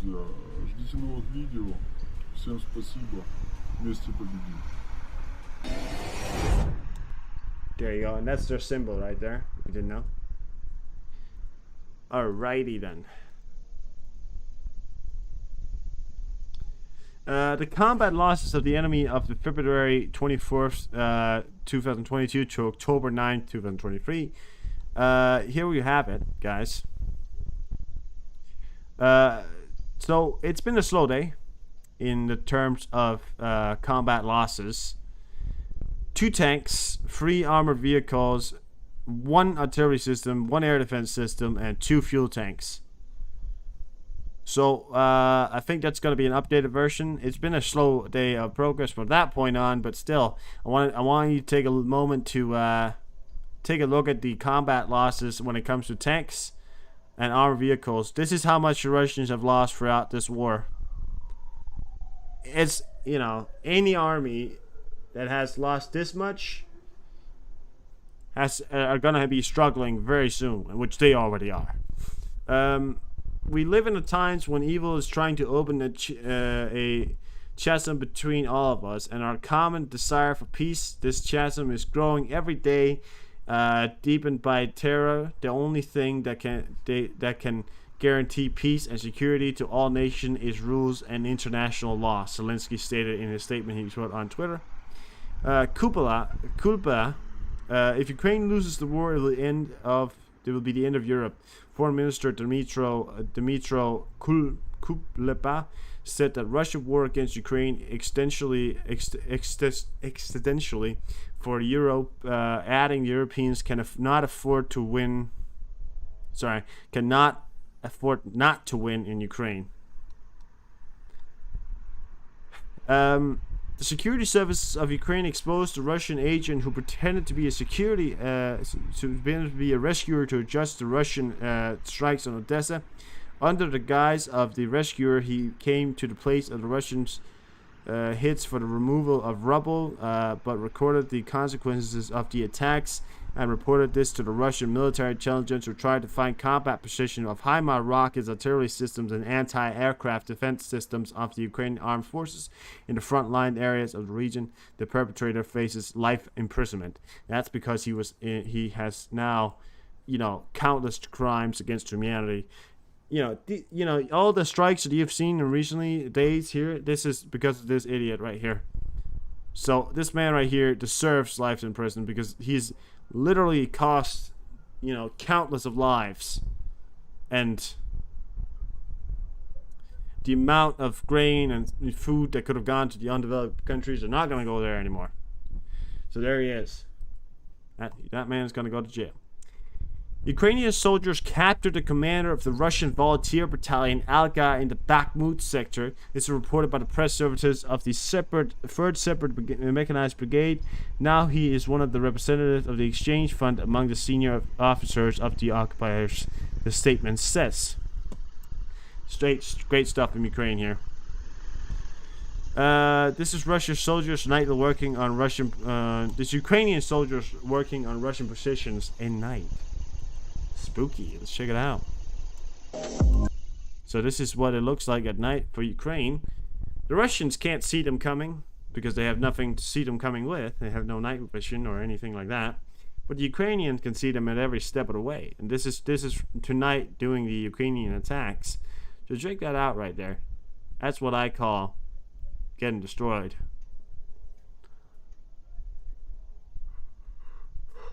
I would not want to be that guy in the middle of that hailstorm in the middle of the night. That must be scary as shit.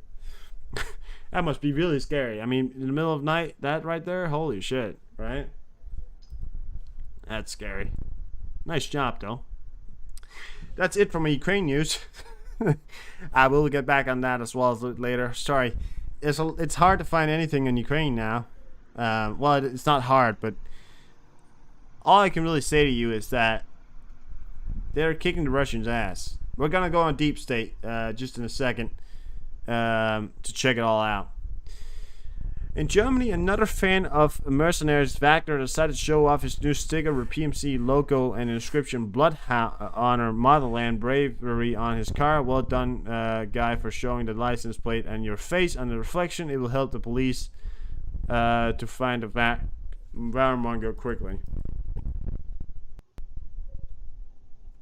So, this guy right here decides that he was gonna go, you know, make his car with Wagner stickers, come out in full support of the Russians, and all that, you know, stuff. Not only showing his face in the goddamn video, but also showing the direct license plate, as you said before, of his car. Yeah. It's not legal to drive around with these things on your cars because they're part of the showing that you support the Russians, and you can't do that in Germany, at least partly can't. The funeral of one of the nationalists was held in the village of Horosad. There were many Ukrainian neo-Nazis. What? Oh, Russia at the UN justified the attack. Oh, sorry, I was like, is this guy... No. Okay, so this guy right here, and this was doing the UN meeting. I was like, what the fuck? But this guy right here, this was doing the UN meeting right here, came out with a statement saying,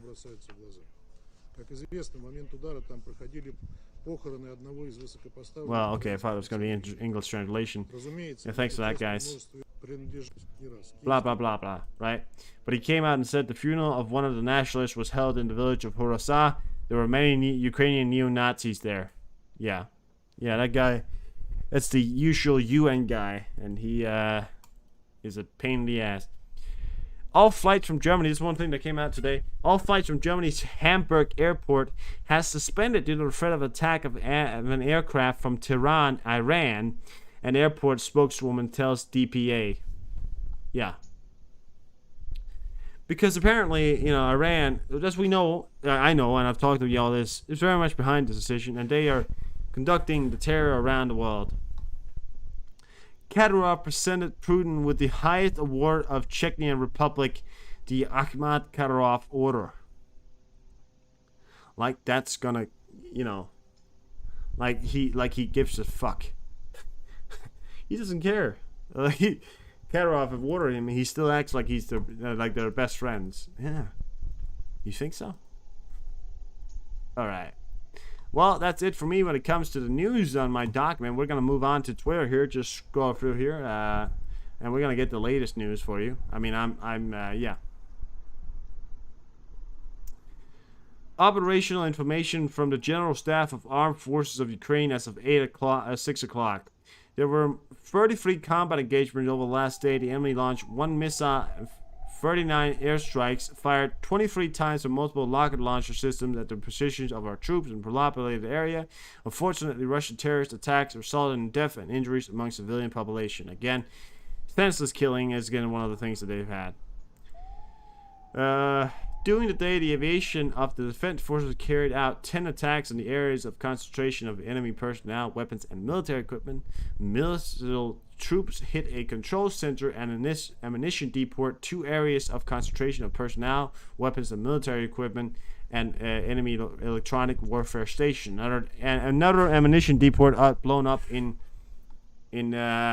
Russian occupied areas. Bow, right? Hezbollah has announced the death of another fighter, Ali Rafi Fatouni, as a result of Israel airstrikes earlier today in southern Lebanon during clashes along the border. Yeah. I'm not even gonna show his face. I'm gonna, well, actually, maybe do. This guy right here, fuck it. A terrorist. I mean, that's what he is. Looks like help to Israel from U.S. has arrived. The quick action and respond to help. We need this in we also need this in Ukraine. Well, yeah, it's like but you're saying it's like you haven't. Well, yeah, I guess that. But it's funny, you know, because the U.S. doesn't want to land a plane in Ukraine, obviously, but they don't. But they will land a plane in Israel. Well, there's obviously many reasons for that, and I agree to that. I mean, there's obviously many reasons to that, but this is probably the same C-17. I'm not sure if it is, but again, this landed there with an American flag on top of it.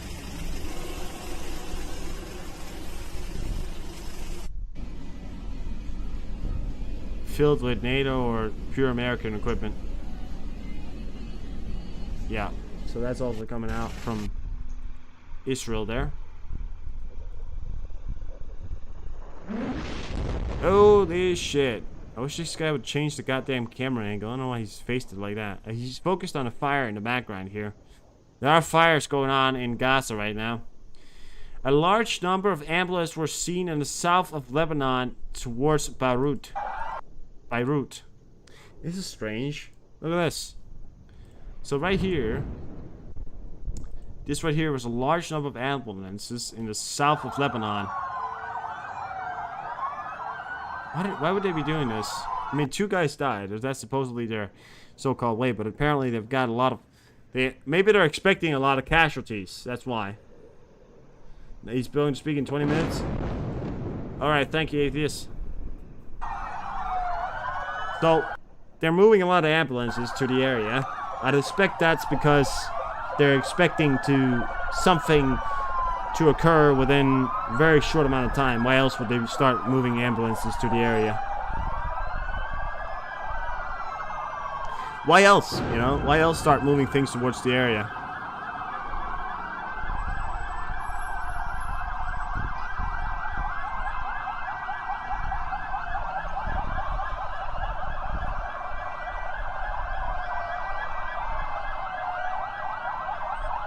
Huh? Yeah, but look at that. I mean, what? Another possibly sleeper cells. Sorry, David. It must be my English. I'm not. Could you elaborate on that? Because I don't think I understand what you're asking me. Sorry. I must not understand that. Will be the beginning of the incursion into Gaza. Call me crazy? You goddamn crazy? Are you goddamn... No. Yeah, you're right. It could be. Listen, Atheist, I guess your guess is as good as mine. Is as good as my guess. We'll have to see, right? Hamas official says open talks over truce with Israel. Oh. Oh, look at that. Look at that. Look at that. Look at that. Oh, now you want to talk, right? Now you want to talk. All right. So, Hamas official says open to talks over truce with Israel. Yeah, like that's going to fucking happen. You know why they're going to do that? They're going to say, oh, look at this. Israel doesn't want truce. You know, they don't want peace. Yeah. Or they do. But, you know, part of the truce deal would probably be for Gaza to seize its territory. I'd imagine so. I don't think Israel is going to stop before the threat of Gaza and an enemy territory has gone away. I don't think so. I don't think so. I really don't. But I mean, if a peace was to happen,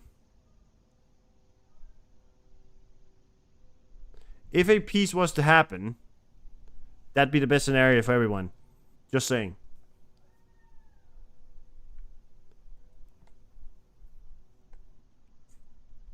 Danish PM, Prime Minister, Mette Frederiksen, expressed intentions to expand coalition of countries sending F-16s to Ukraine. Denmark is working to expand and deepen the fighter jet coalition of countries willing to provide Ukraine with F-16. Danish Prime Minister Mette Frederiksen said on October 19 report supported.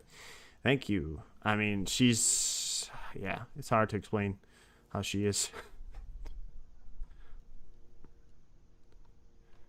Yeah, it's hard to really sometimes explain, right? Main Director of Intelligence of Ukraine, Russia handed over to Hasman terrorists captured, weapons captured. Oh, we read this earlier. But yeah.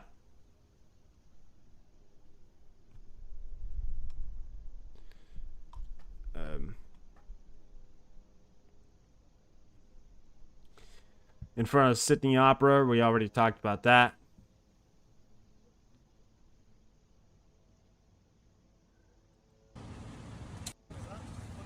Oh, look at that. I'm very likely gonna get a 18 years. Very likely gonna get an age limit on this video here, but we are gonna show it. This is a car filled with humans, right? And this is in this bodies being collected in Siderat tonight. Look at this. Just terrible. I mean, this bag of the car here is full of dead people. We can't see it, but we know it's there. That is war's reality right there. That's reality of war right there for you. Terrible. Fucking ridiculous. The anti-Israeli propaganda in Russia state media is starting to push some people in Moscow across all lines of decency. This woman is clearly supporting Hamas.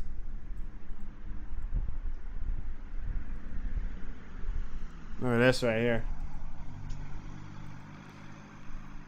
So this very likely is a Jewish shop, and she's pointing. She's then putting, you know, Jewish sign.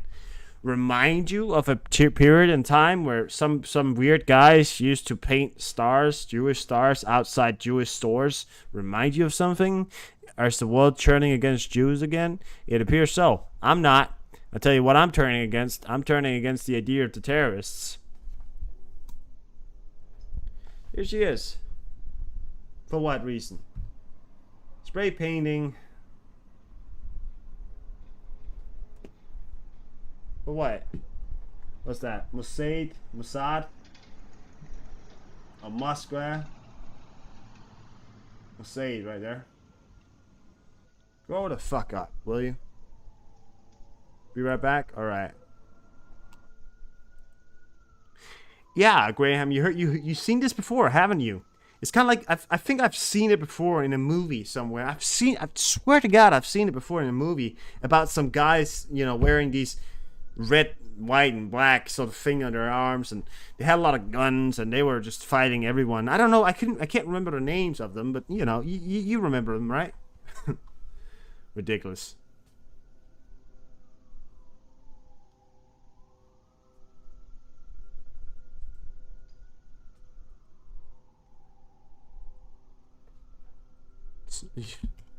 Yeah.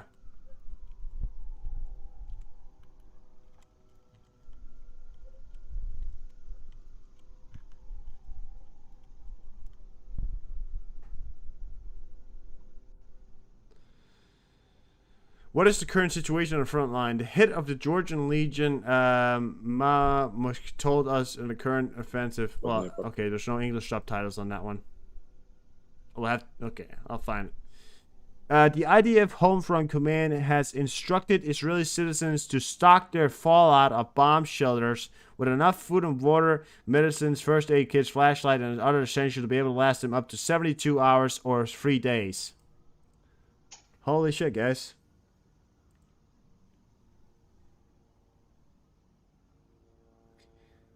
Why do you think they do that? Why do you think they do that? Because they're planning to go into Gaza, and that could start a bigger war, and they know that, and that's why they're now telling their citizens. I just read that as well, Freddy, yeah. That right there, guys. That's the reality right now. They know something might be happening soon. Government is actually on the phone trying to secure the release. All right, we've got more from Trey Inks here. Let's watch this right here. 1 minute and 43 seconds. Of women and children, and I believe you pan up here, Yaniv. Hey, I'm going to interrupt you here. We've got Iron Dome interceptors coming off. Everybody get down. Pull it off the sticks. Stay with us here. Stay with us here. Get down. Just everyone just go flat. We don't have time. Go up. Point up here. You're going to see some interceptions taking place. There's mortar fire and rocket fire coming off the Gaza Strip right now. There are going to be some loud explosions. Don't be alarmed.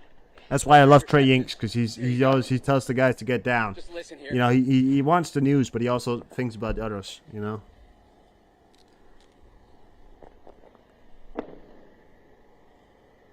Everyone's just laying flat on the ground here. We've got to take cover. So, again, we're just going to stay down here for a moment, but this is what communities along the border are dealing with. It is constant fire. It's constant, exactly. All of those short-range rockets or mortars, it's hard to tell from here, were intercepted, but that's not always the case. Hamas and Islamic Jihad will fire rockets in a way that they try to overwhelm Israel's missile defense system, the Iron Dome. And when they do that, it leads to casualties, and it leads to the rockets slipping past missile defense and slamming into buildings. Yeah, the Iron Dome system is a great system, but it can't, you know. It looks like we're all clear for now, so we're going to stand up here, guys. But, again, just a sense of the constant back and forth. The Israeli airstrikes continue Look at that at this as well. hour, as do the rockets. That's in Israel. The Gaza Strip. Near the Gaza Strip there. Just terrible.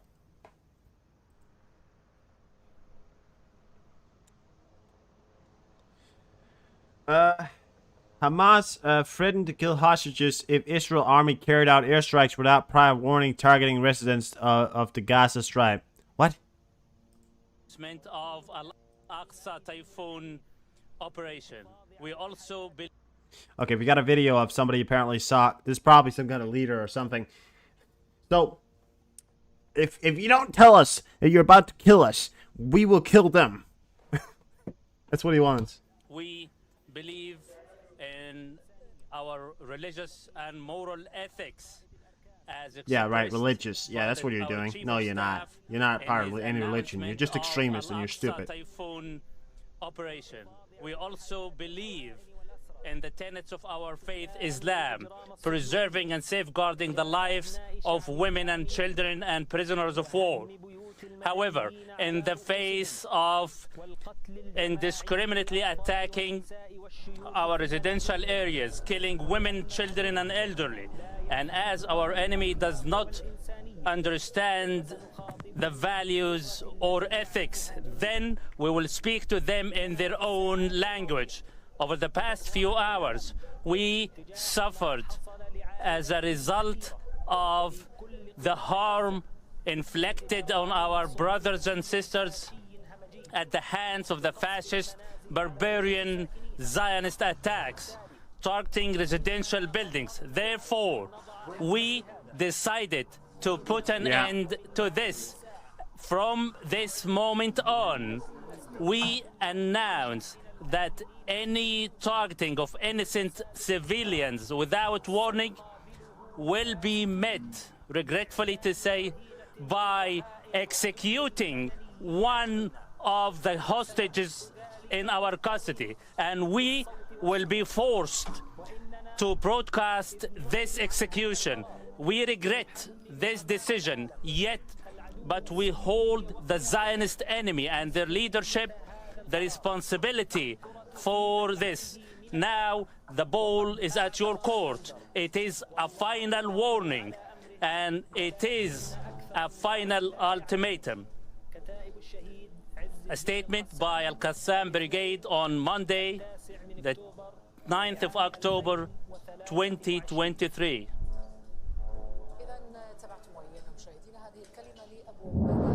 There we were listening to Abu Ubaidah, the spokesman for the Qassam Brigades. He is spokesman for the military wing of Hamas. He was speaking on Al Jazeera Arabic there, our sister channel, as we are watching these extraordinary pictures of the ongoing bombardment. Yeah. So, of course, killing civilians to keep they hold the, you know, it's always everybody else's fault that they're about to do something, you know? So it's always everybody else's fault, of course.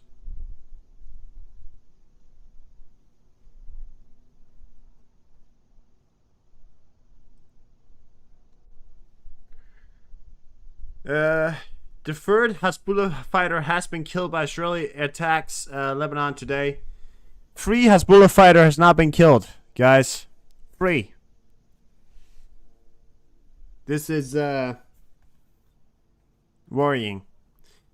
Of course, it's their own fault, and you know they get when you stand in front of an artillery shell, it's your own fault.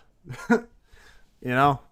But listen, I tell you what, guys, this is getting serious by the minute. It really is. Atheist. Hey, Atheist, would you mind me making you a mod for maybe just today? Because then I could, because then you could send me the link when he goes. Are you monitoring the situation? Are you monitoring when he goes live? Batuna, well, maybe I'll just find it myself. No, never mind. I'll just find it myself. It doesn't matter. I mean, unless you have the link for it. I mean, if you know where he's gonna talk, I was just wondering. You know where he was going to talk. I'll look it up. Israel.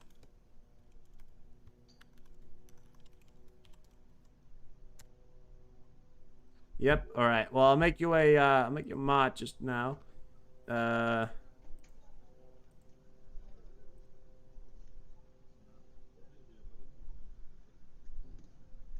no, not like that. Sorry, 1 second. There we go. And then, if you have the link for me when he goes live, I'd very much like that, because you brought it to me. I was just wondering if you have it. Eventually.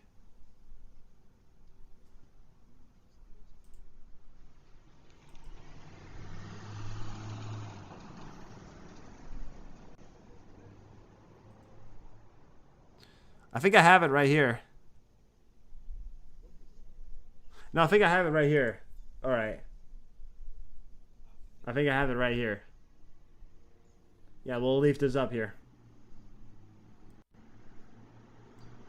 I'll just leave you as mod, Atheist. You've been here forever. Why not? For tonight. We'll see. We'll see.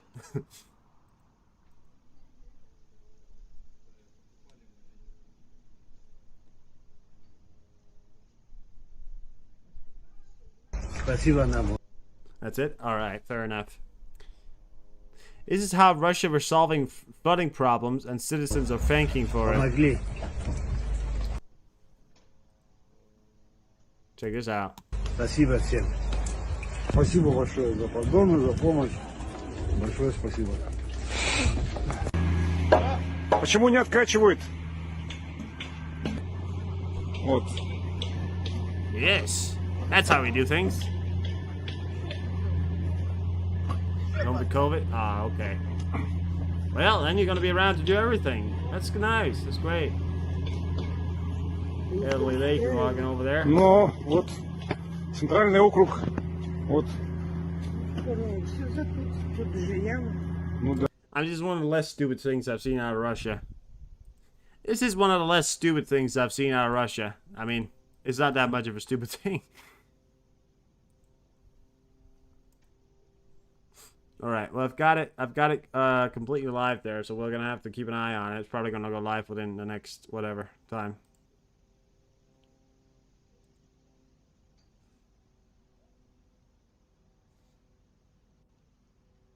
Yeah.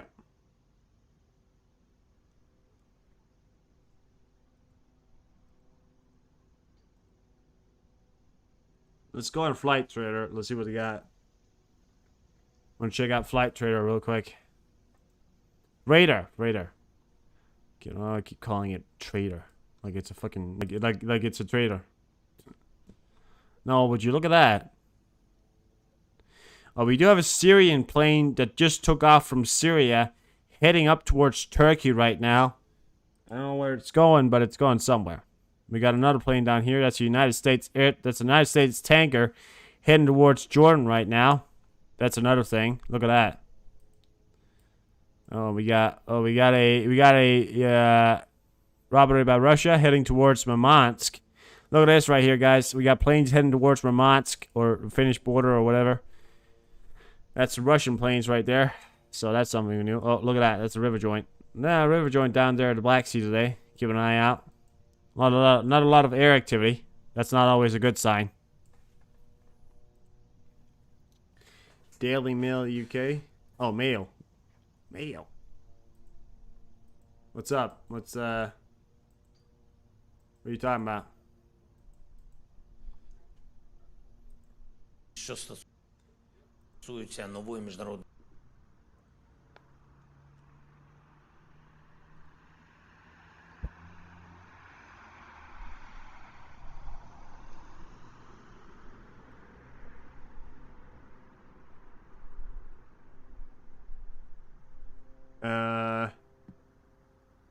Okay.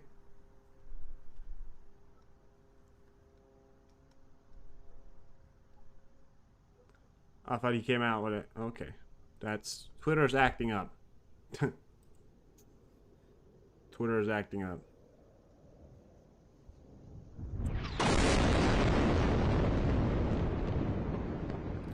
That was live from Israel. That was live. Just heard that.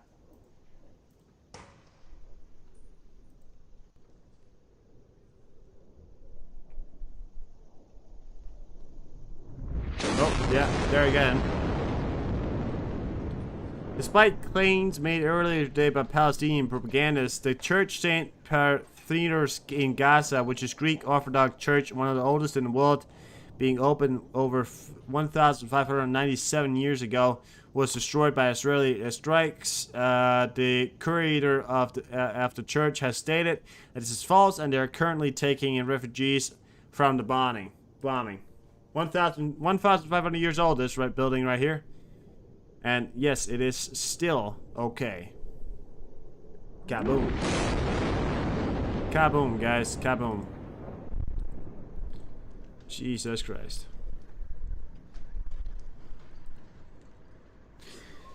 I'm gonna be right back. And the reason why I'm gonna do this right here, I'm gonna be right back. I'm gonna like 5 minutes. I'm gonna do this because if he goes live and I'm not here, I want you to be able to see it. So we're gonna leave this up right here. Yeah. I'll be back in just some time.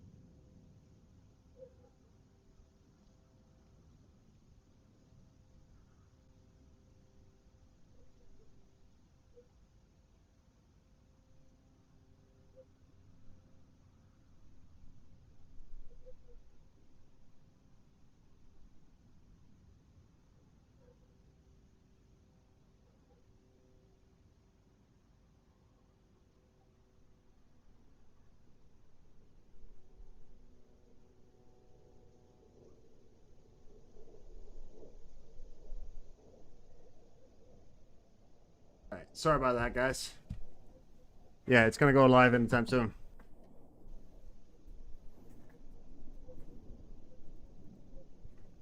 Yeah, thank you for clearing that up, Atheist. Yeah. Israel Prime Minister is going to speak very soon to you guys. We're keeping this on here in case he goes live. So it's a group.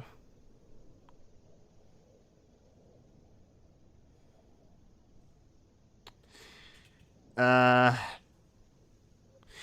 mean, David, I don't know. You can imagine so, but I don't know.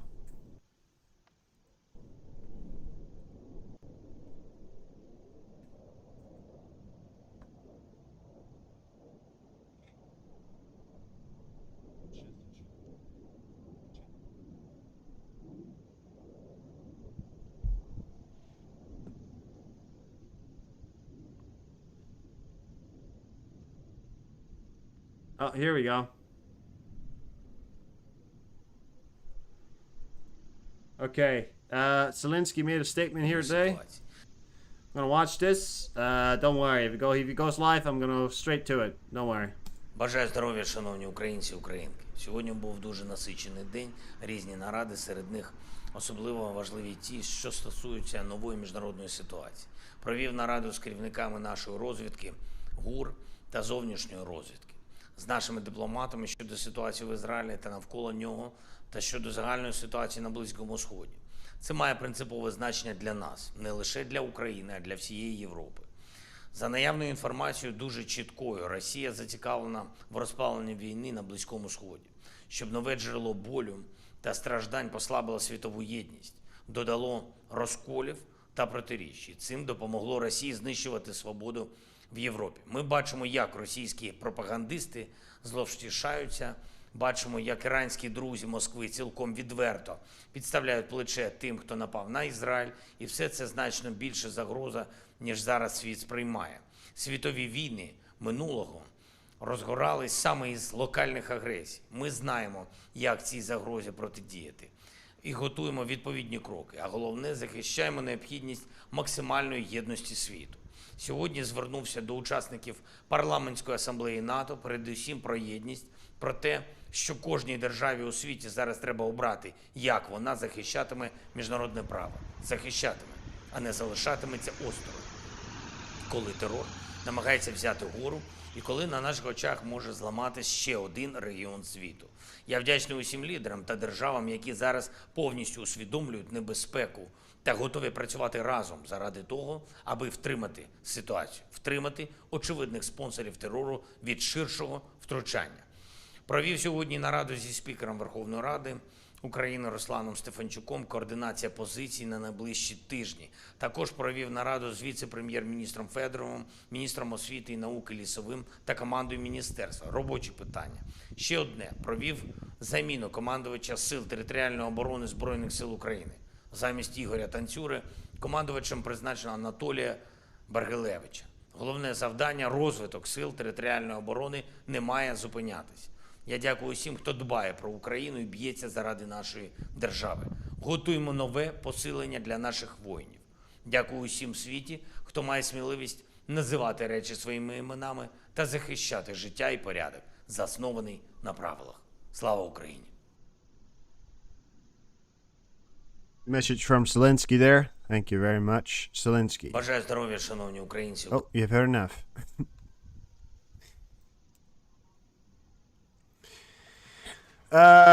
Okay, guys, the death count of the Hezbollah fighters continues to go up. Just now, a fourth fighter, as a result of Israel airstrikes, have fallen. I'm starting to feel the clashes that the have already passing, blah, blah, blah. Yeah, so... If that's from here, maybe. I think that's from... Yeah.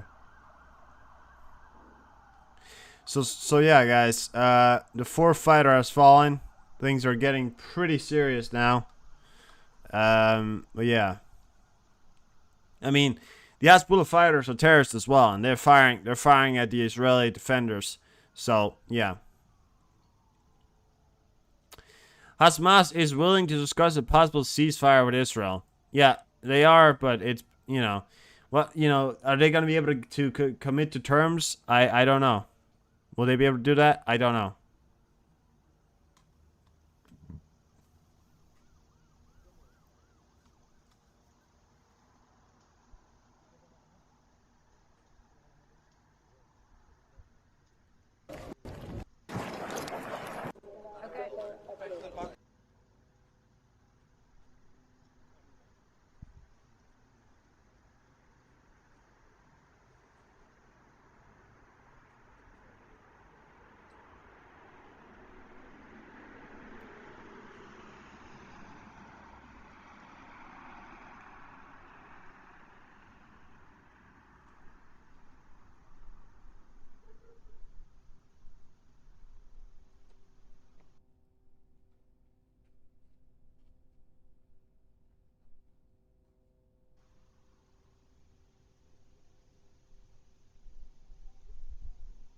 Let's go to Ukraine map here. So, gunfighting has been taking place, and as you can see, massive pushes from the Ukrainian army into areas around here in the Zaporizhzhia direction. Again, I've stated this before. People keep asking me what's going on in Ukraine. Israel, is taking the claim away from Ukraine, but I can tell you not. It's not. We will not be fooled, and we will not do that. What I can tell you right now is that massive pushbacks have happened, including in the areas around here.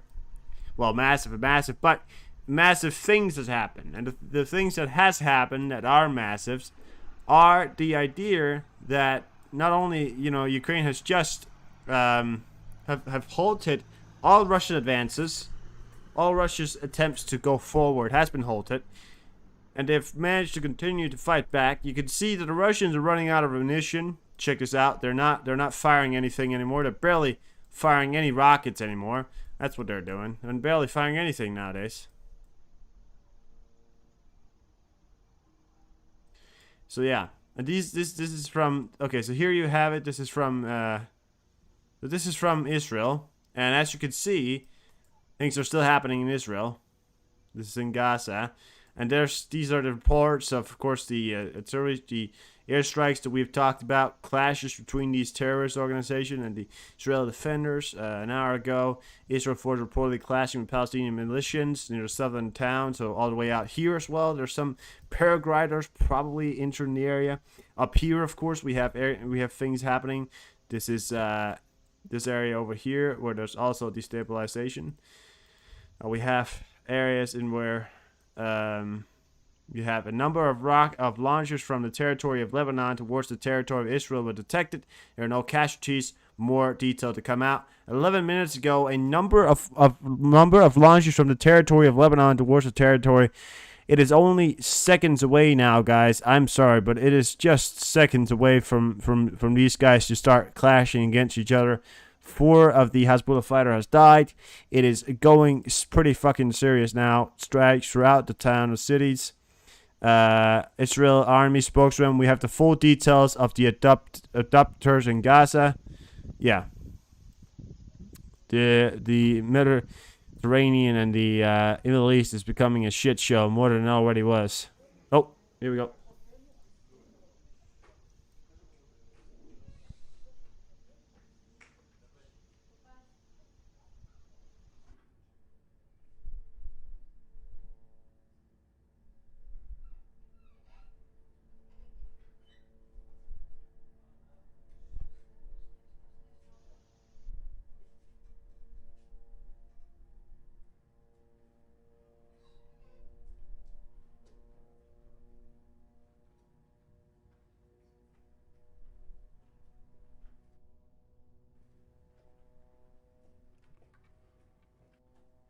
אזרחי ישראל, אנחנו ביום השלישי למערכה.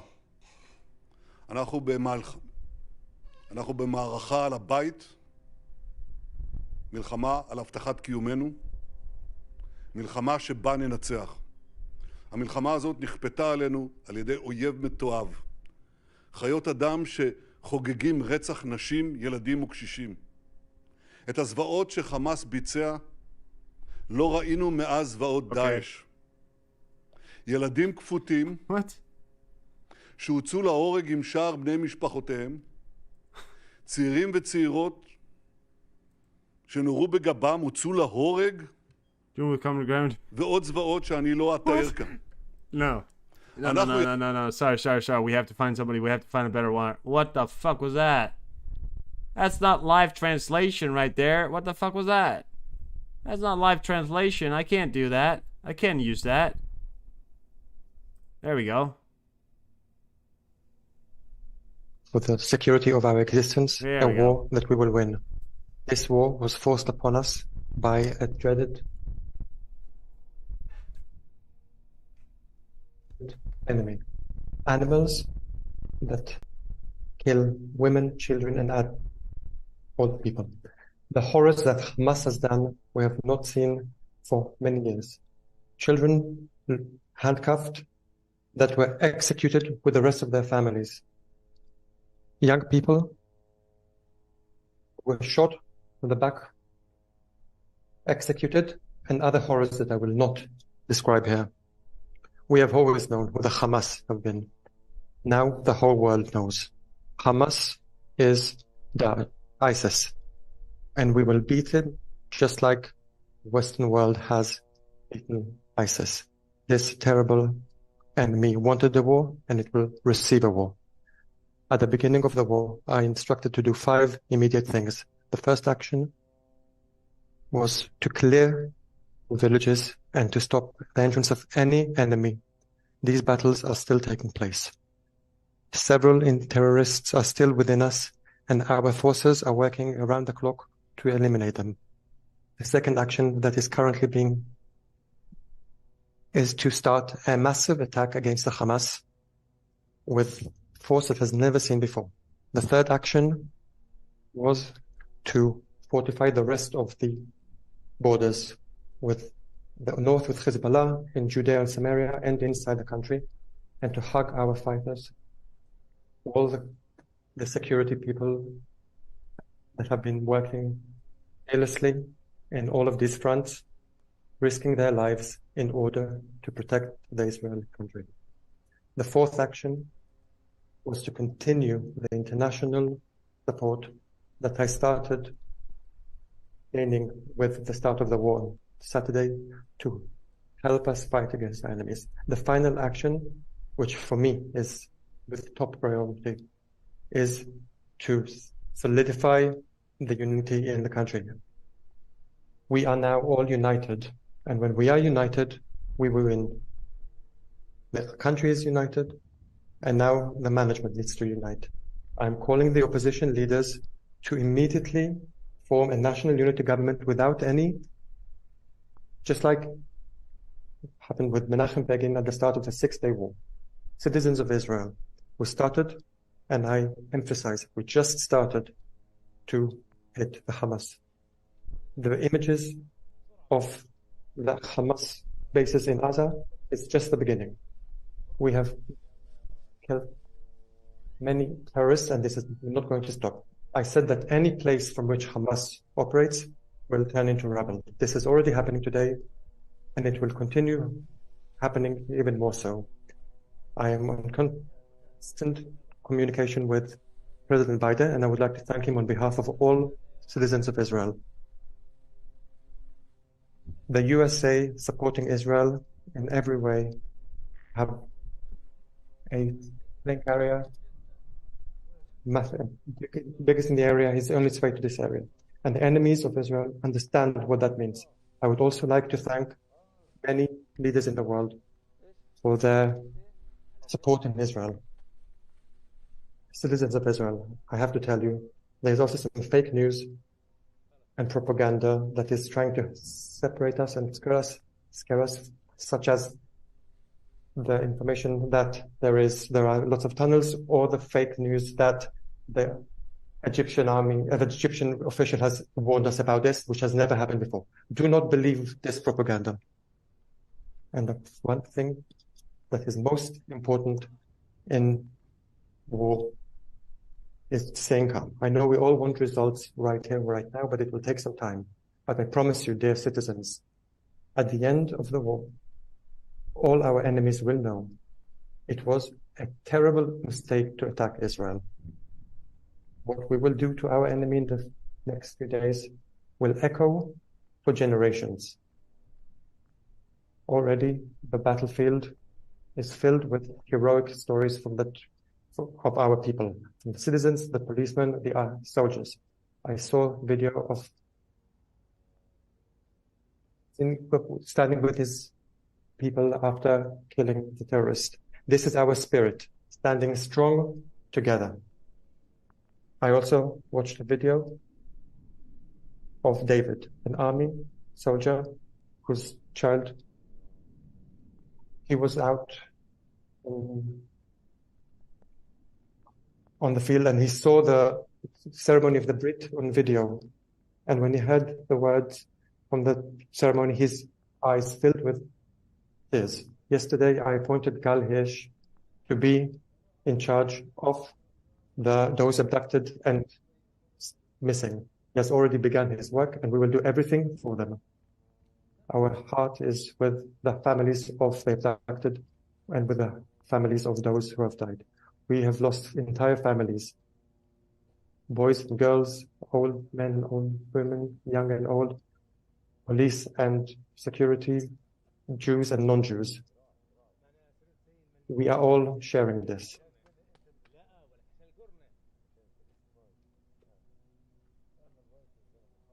This is a true and honest thing. This is the deepest thing that connects us together. Together we will overcome, and together we will win. Only together. As Prime Minister of Israel, I'm telling you honestly, we are ahead of difficult days. We are hurting for our brothers and sisters who have died, and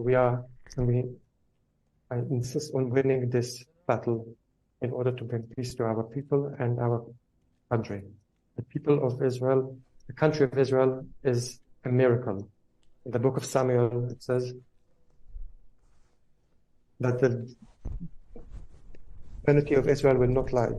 And during this journey, we will commit every promise, and this time we will also commit this promise, and the people of Israel will live.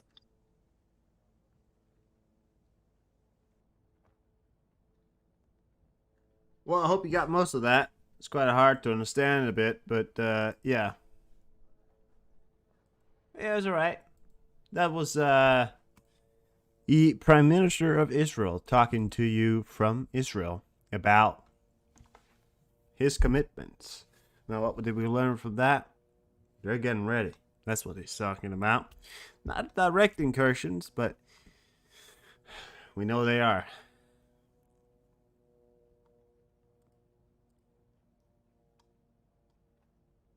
Okay, so we're moving to attack phase. Israel Defense Forces called up 300,000 reservists in 48 hours.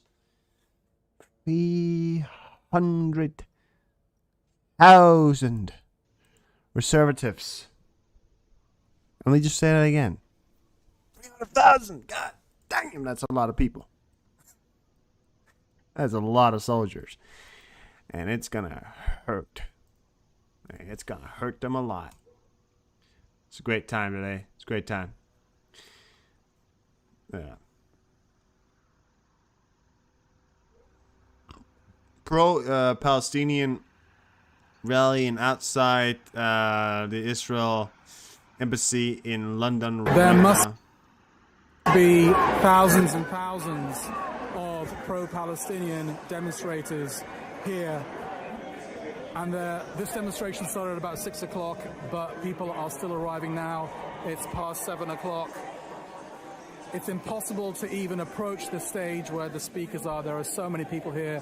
They've completely taken over this street in a massive demonstration of public support for Palestine, for the freedom of that occupied land and that dispossessed people at a time when the British government are full square behind Israel, where Downing Street is emblazoned with the flag of the Zionist regime.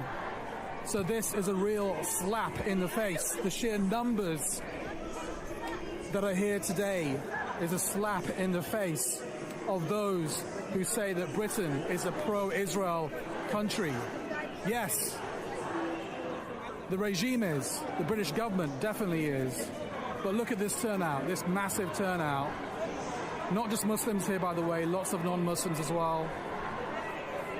A few Palestinians I've seen, a few Arabs, mostly non-Arab Muslims and non-Muslims, all standing in solidarity with Palestine today as Gaza is mercilessly bombed, carpet bombed by the Israeli regime. 91 children and this guy, dead, by the way, 500 Palestinians dead, residential buildings hit. Missouri Palestine anti.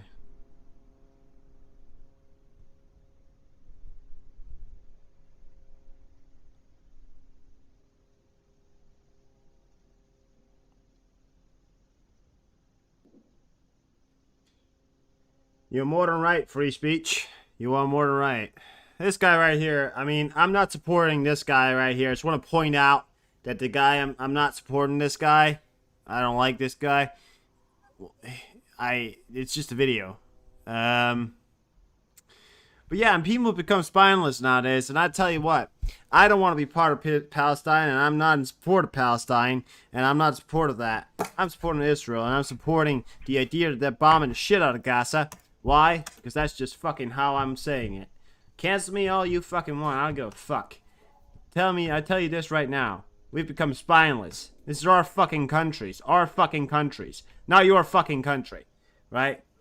So this is not Palestine. You know, I live in Denmark, okay?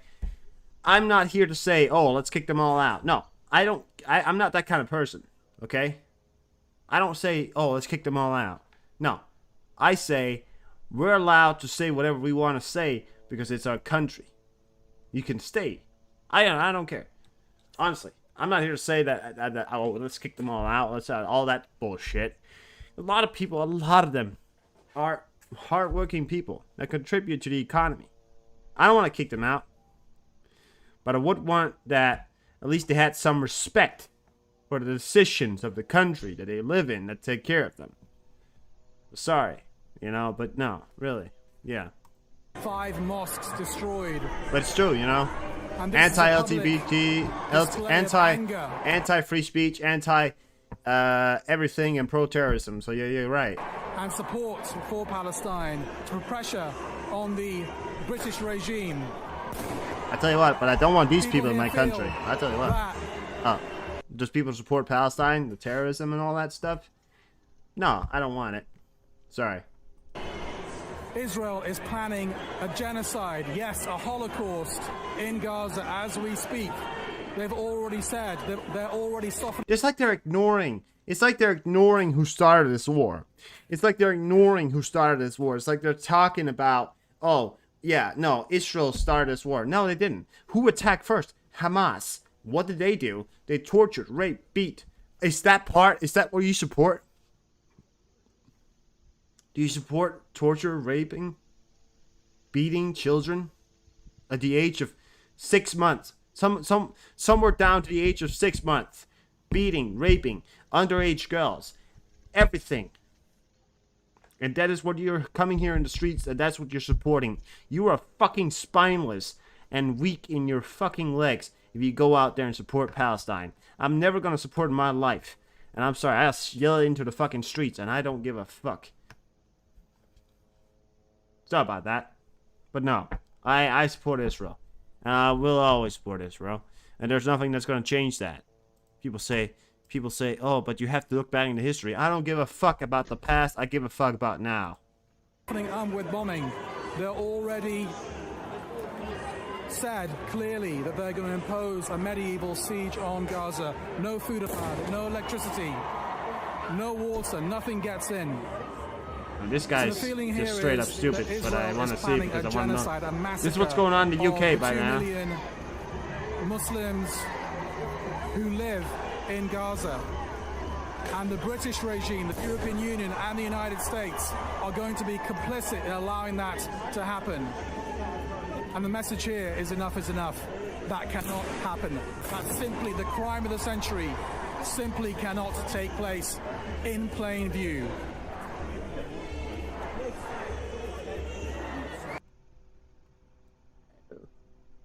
My God. Spineless cowards. The world's turning against each other. That's what it is. Yeah. I mean, listen, guys. I might be. Oh, holy shit, guys! An earthquake struck Zaporizhia, in particular Yushuhorat. People felt tremors in their houses. Holy God!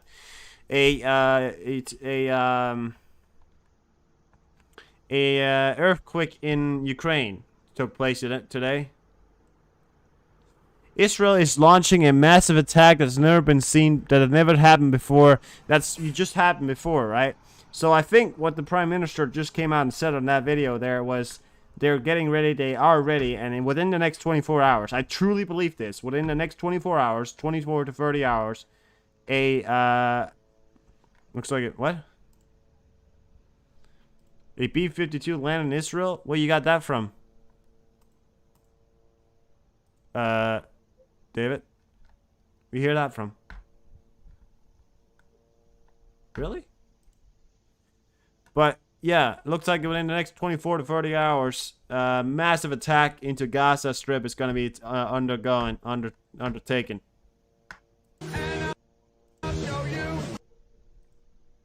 What you say? I'm getting more.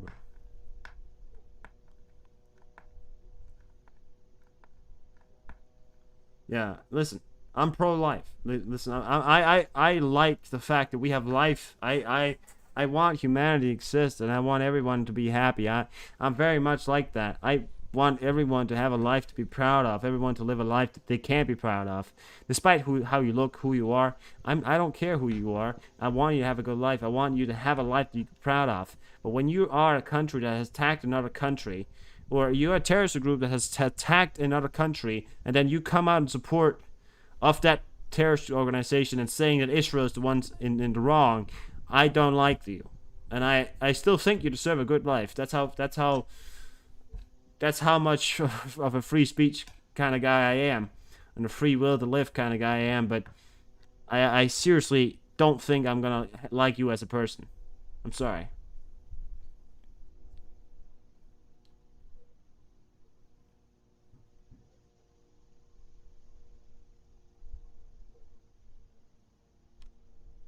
Are you saying you'd be happier for World War III than less terrorists control this planet? Yeah. I mean, I wouldn't like World War III, but I get what you're saying. I mean, I don't think I'm not, you know, World War III, and that's still a stretch, but we're probably getting, I don't know. This is from Ukraine. Just want to show you this right here. This is the new amphibious assault groups right here. This guy, he's got a long gun right here.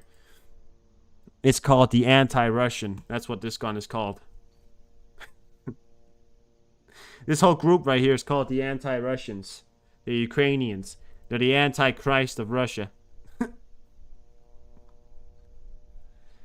Oh, look at this. Oh.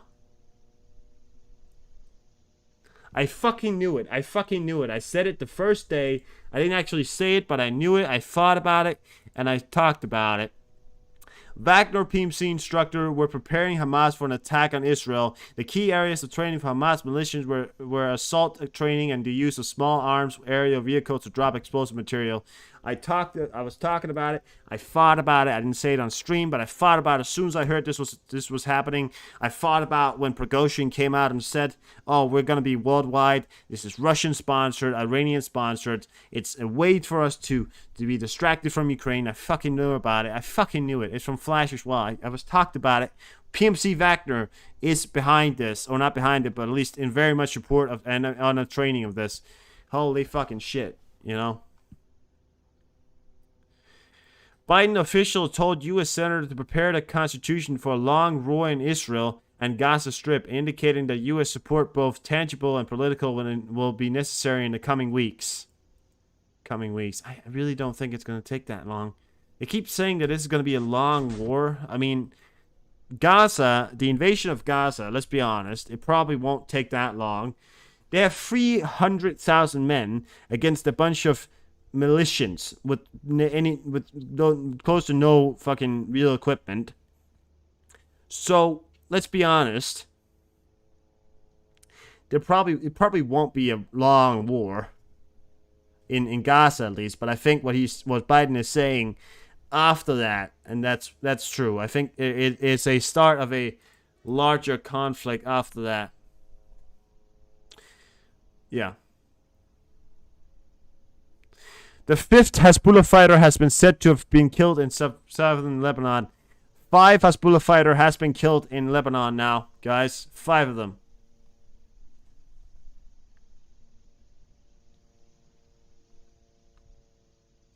Five.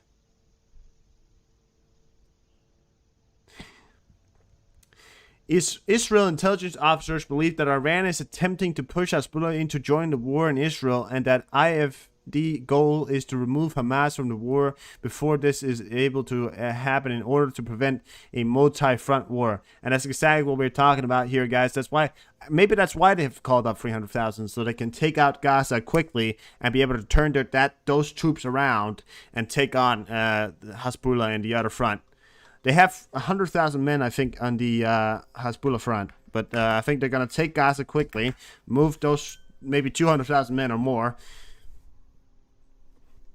to face the Hezbollah threat.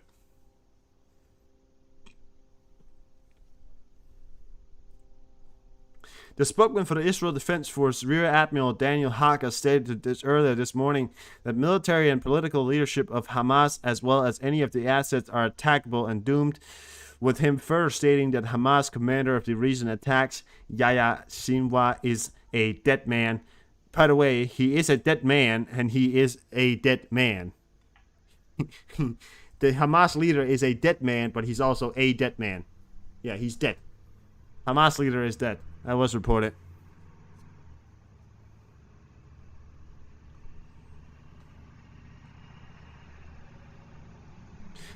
Qatar is negotiating with Hamas for the release of hostages.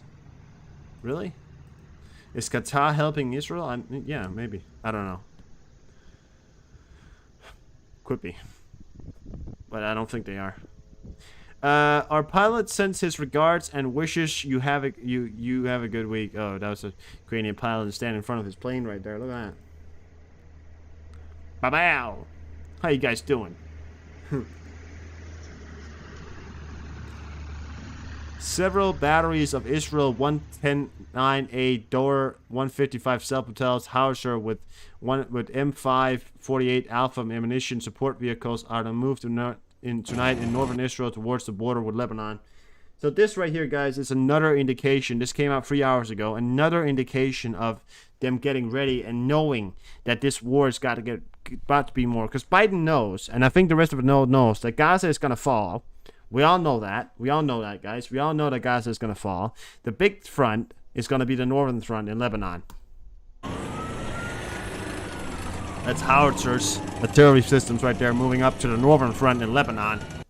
Very likely, some of those howitzers were used here to, some of those I was used to artillery attacks, probably.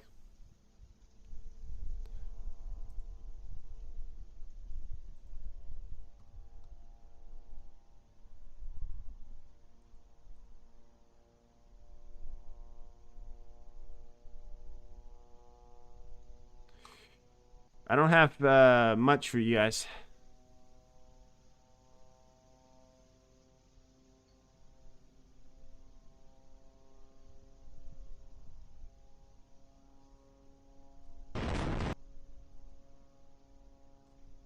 Else? I don't have much else.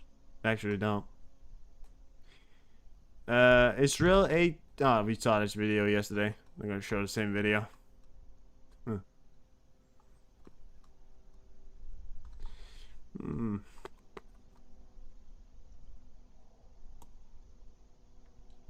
Any other people we want to take a look at? Flash.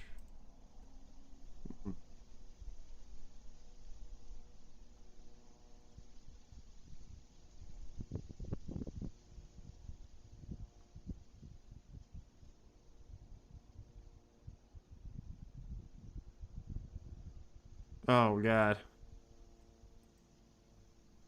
I can't even show that video there. It's a video of a moment of a Palestinian father saying goodbye to his daughter, killed by Israeli airstrikes in Gaza.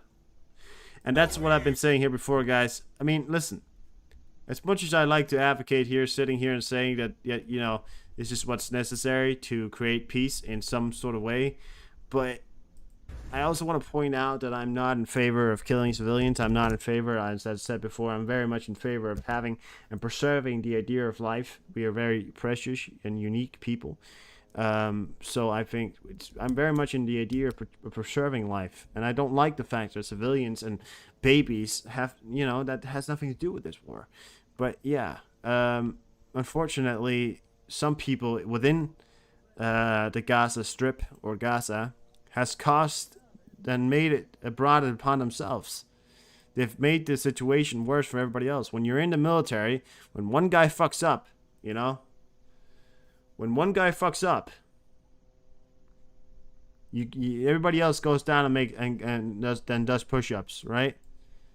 So one guy gets told to make push-ups, and everybody else also starts to get told to make push-ups, right? And that's the idea of it all. You know, one person fucks up, we all fuck up. Yeah.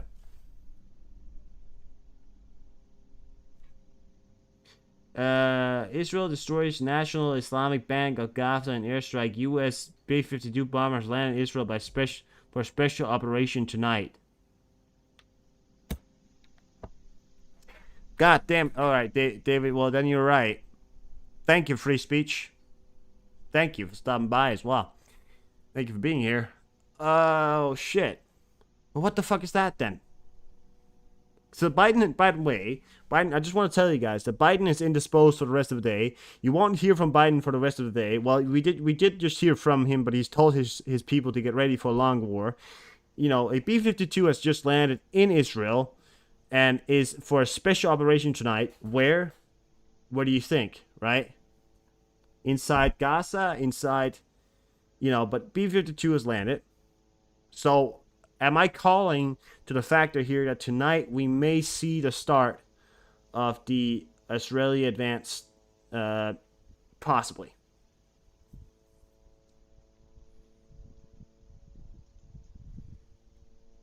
That could be tonight. Because if a U.S. B-52 bomber, right, has landed in Israel for special operations tonight, then I think it's very likely that operations into Gaza with 300,000 men and U.S. support is going to commence tonight or within the next 24 hours.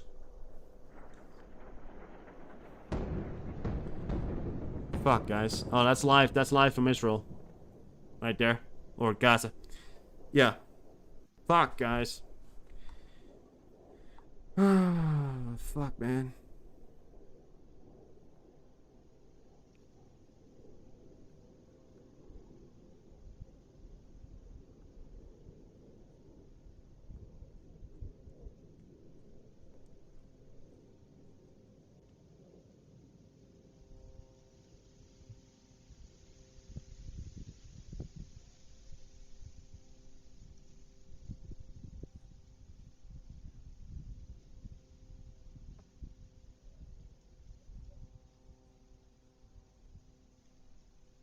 Oh, really? BBC?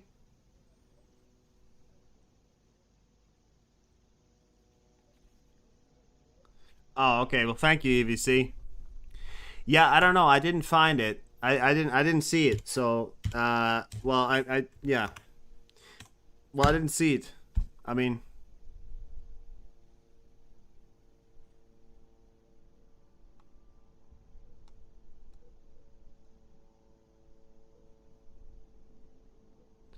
a U.S. Air Force B-52 has landed in Israel.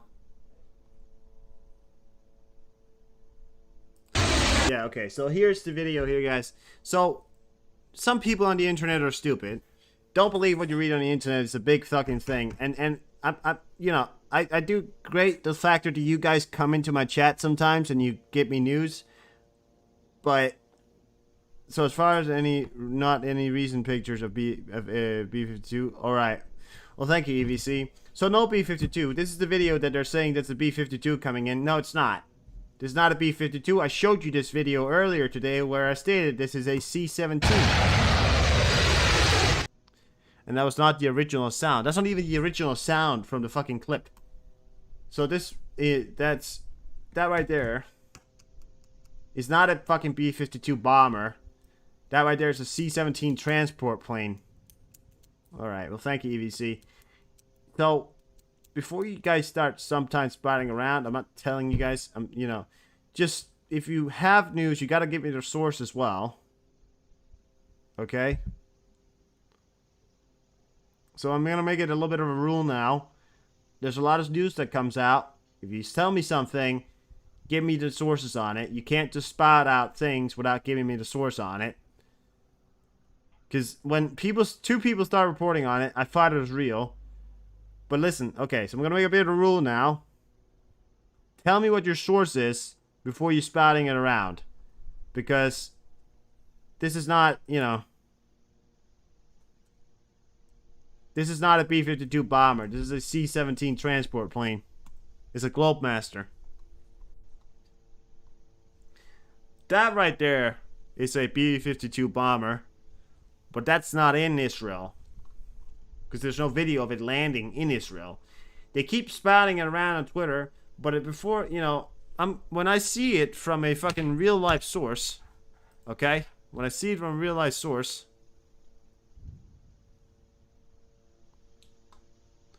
when I see it from a source that I trust, we'll see. But, yeah.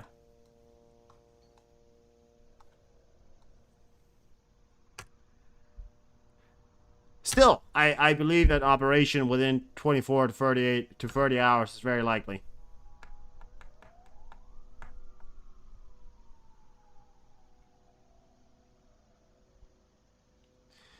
Well, exactly, Graham. That's true. But listen, it doesn't change my statement that within the next 24 to 30 hours is very likely to be the hot spot for, well, U.S. aid and the start of a larger operation by Israel. It's, you know, within the next 24 hours to 30 hours. It still doesn't change my statement. I think it just changes my statement whether or not there was a fucking B-52 in the fucking country. Because I don't think, I wouldn't think so. You know, a B-52 is a big-ass fucking plane, and it's very likely that people would have reported on that if it was heading towards Israel. So, read your news before you get it to me, and then give me the news. Give me the source when you do get it to me. Because a lot of people's going to spread a lot of news. Yeah. But, well, EVC, you know, 300,000 men, you know, 300,000 trained reservists and people called up, you know, soldiers, trained soldiers, with full backing, U.S. aid and support, to take an area on this size right here. Yeah, it's gonna be over pretty quickly. Trust me. You know, and they're fighting against malicious people that doesn't even have proper training. So no, I don't think it's gonna take long. You know, let's put the facts together. It's not gonna take long. It will not take long. Okay, I want to talk to you about something. So, obviously, there's a video that circulated around the internet. And throughout the next 24 hours, the next few weeks, months, there's going to be videos that are going to be circulating around the... yeah, they will. That's for sure, EVC. They will. No, they won't. They won't. But there's a lot of videos that's going to be circling around, especially throughout the next 24 hours, next, you know, hours maybe, of possible decapitations, possible things that you don't want to see. And I'm not going to be sharing it, obviously. If a video of a decapitation happens, I probably won't even be retweeting it. I'm not sure if I even will. You won't be seated on a stream, for obvious reasons. But, I just want to point out here to you that if you are to see that, if there is a video and then people start talking about the identities of said people, please do not share the identity of the people in these videos. You can share the identity of the people that, of course, you know, the terrorists. Let's bring them out in light. You know, let's do that. But the people in the videos, or, you know, especially this German girl that was paraded around in a pickup truck, you know, who died, unfortunately, while being in Israel. That, you know, and a lot of people, they found her name. They showed pictures of her, you know. So, and then they started parading around her name and all that kind of stuff. I just want to say that if you find their names and their pictures, do not share these pictures or do not share the victims' names. Why? Because you have to respect the privacy of the families. The German girl's family, you know, now everyone around them is going to know that, okay, you know, you guys are part, you know, and then maybe they're going to figure out who the parents are and all that stuff, share that. So, unless the parents want us to talk about it, they're allowed to do so. Just want to point out here to you guys that you have to be careful, because we have to respect the privacy and the, you know, the idea of privacy for these victims of these horrific crimes that has taken place throughout Israel and in Gaza for the last 48 hours. So please do not share names or pictures of these victims. Respect their privacy. Do not repost if you see anything. That's just my personal opinion. I can't stop you from doing it. I'm just saying, please think before doing it, because it is part of having the privacy. You can acknowledge it. You can say a German girl died, and then stop it at that point. You know, because I just feel like trying to respect the you know, privacy of the victims of such horrific crimes is important, especially in the time of their families who are now probably grieving over the loss of a young daughter or sons, or, you know. I just want to say that. That's my message to you. But this right here is a video from Ukraine. Now, I want you to spot something in this video. So it's a T. So that appears to be. So I don't know if it's a Ukrainian tank or not. What's the description? Ukrainian tank survives the HEG. So this is a Ukrainian tank. Check this out. So that appears to be a Leopard 2, and it's literally survived an attack. But spot the difference there in the background. It's on fire.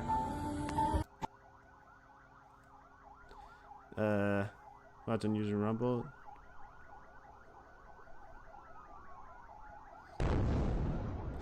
Well, I have been thinking about that, Graham.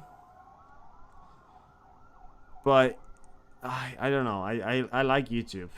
I don't know. I know a lot of people go, oh, you know, that kind of copyright. But listen, I like YouTube. I like it. I think about it. I'm thinking about it. I really am. I'm thinking about it. Yeah. A Lebanese army officer within the town of Remish in southern Lebanon is reported to have been injured by Israeli artillery fire until earlier today during a clash with militias along the border. Yeah. Hezbollah has announced that now that 9 fighters were killed by Israeli defense forces during a clash on the Lebanese border earlier today. This appears to be an escalating situation. You think about a Switch too? Well, yeah. Well, maybe I'll do it. Maybe I'll do it. I'll still keep an eye on it. You know.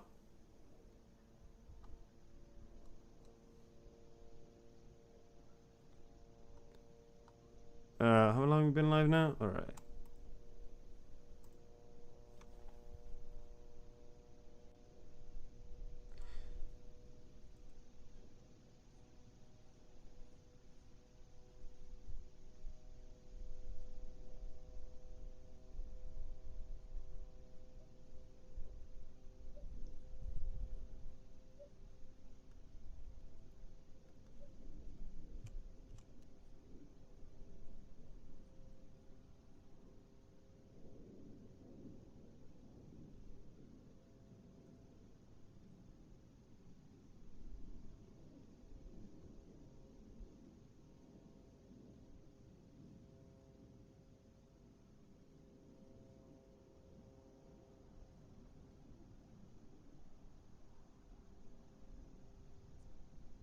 Needs a little higher on YouTube, but you can just make sure to promote your stream on X for intent. Really gain some audience. Yeah.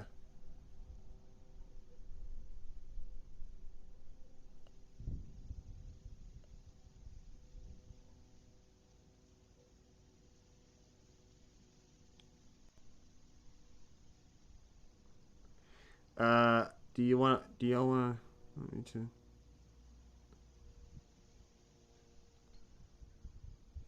Your last name is Ukrainian. I had a Palestinian person tell me what they would do to me and my kids. Those guys are flat yet. I prefer YouTube, but it won't let you show. But it won't let you show the uncensored clips of the war, unlike Rumble. That is likely that.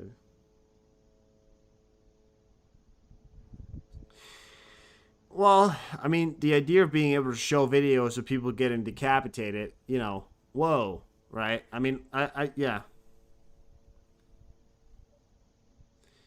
I mean, I get what you're saying, but I'm just saying, like, yeah.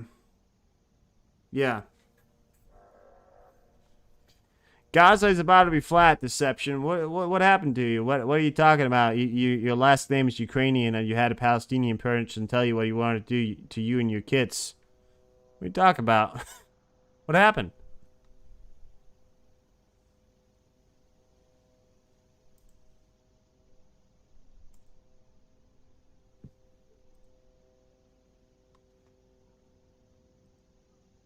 He's uploaded something, but it's just a picture.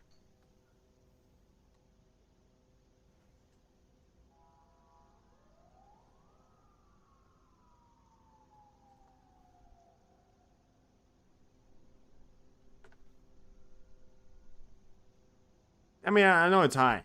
Yeah. But I also want to support YouTube. I know they can be a bit tricky. But true, YouTube is the thing I grew up with, and I like the platform. I watched, my childhood videos and all that are on YouTube. So I don't want to support the factor that I don't want to move away from YouTube. So yeah, we'll figure it out, guys. Yeah, rockets are interesting, but not for all people. That's the other side. Yeah, and that's the true thing, you know.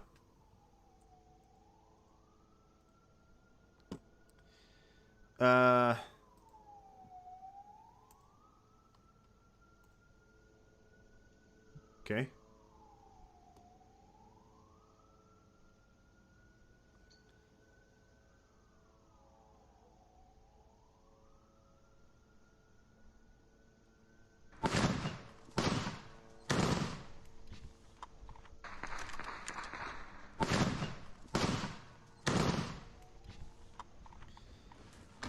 Alright. Fucking assholes.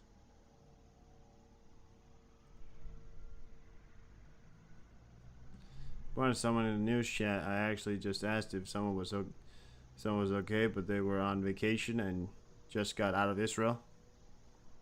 Oh.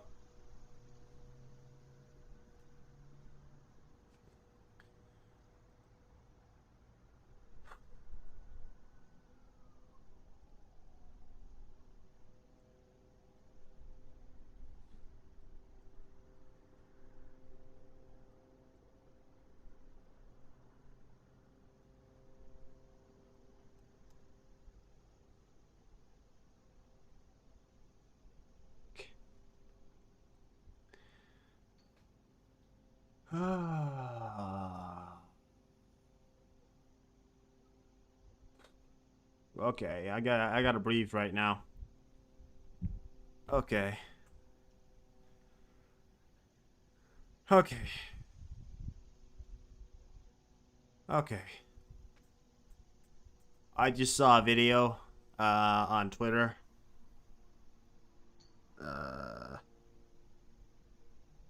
Well, I'm not even gonna share it. I'm not even gonna share it or show it. I'm not even gonna do that. It's so fucking horrific. It's about a dog that came straight up to them, and then the Hamas fighters just straight up shot the dog. Like, yeah.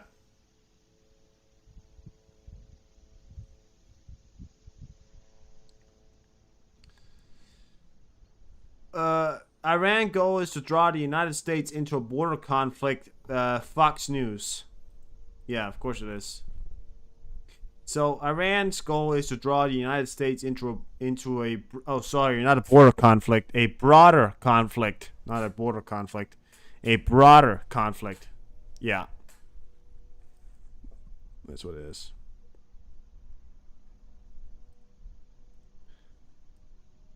You know,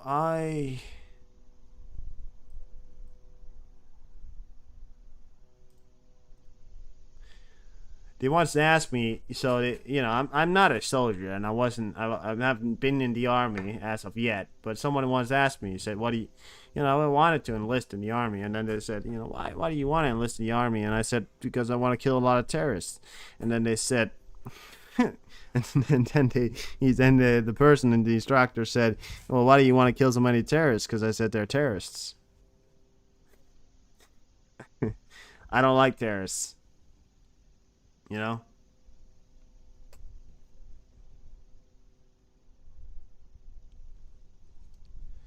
I'd have shot him too, Graham. Really would have. The foreign ministry for the Russian Federation has announced that at least one Russian national was killed and 4 currently missing, possibly have been kidnapped for the Gaza Strip as a result of Hamas surprise attack on southern Israel. Federation. Oh, the foreign minister for the Russian has announced that at least one Russian nationalist. Ooh. Backfire.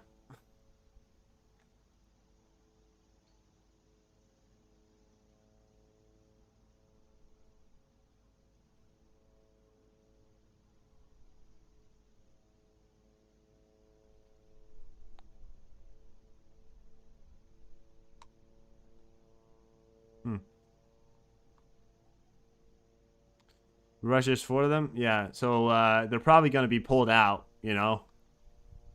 They're probably going to be released.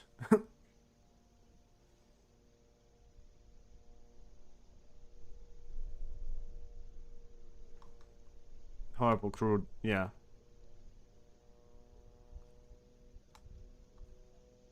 No, it did not. Alright.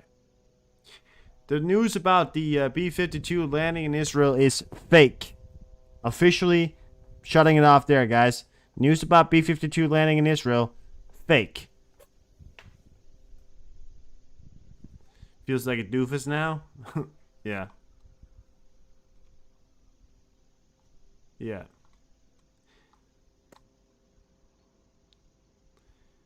It takes a lot from me sometimes, you know?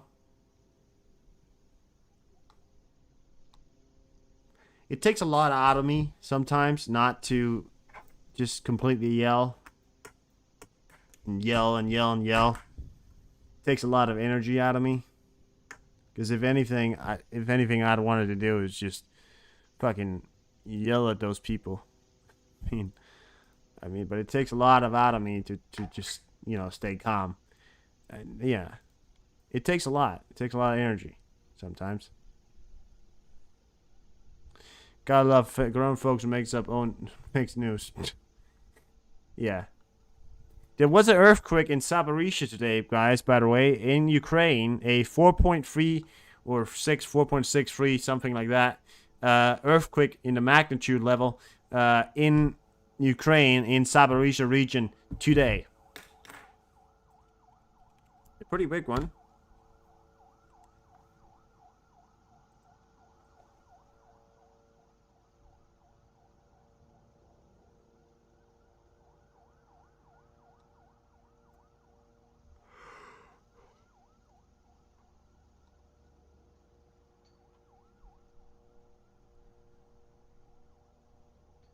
Yeah, anything new about Biden? No.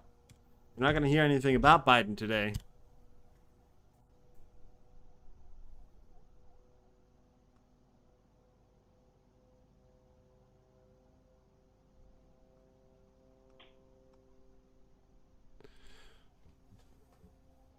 Time for a coffee break? All right.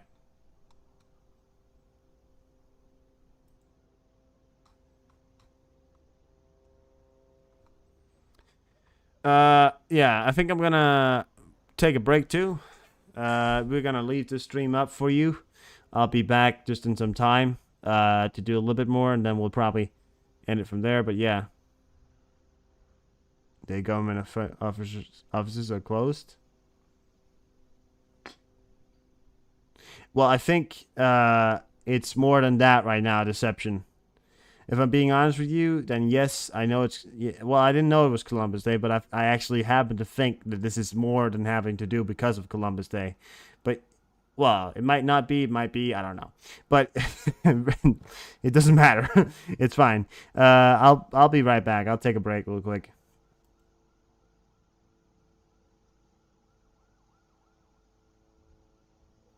Gaza is on fire.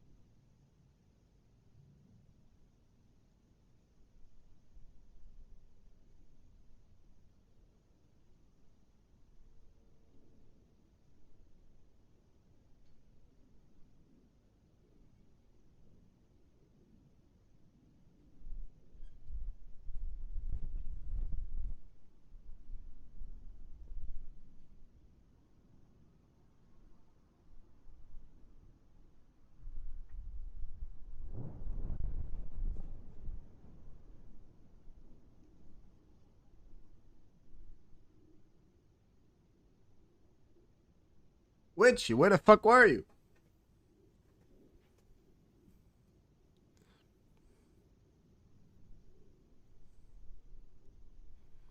Biggest planes coming to Israel from USA. Well, it's direct translation can mean desire.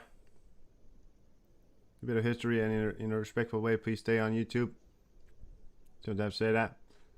All right, desire. I'll stay on YouTube. How you guys doing?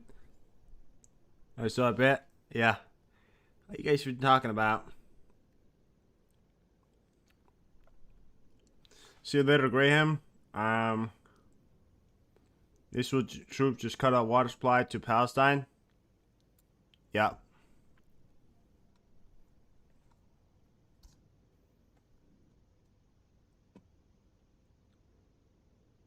Where the fuck have you been?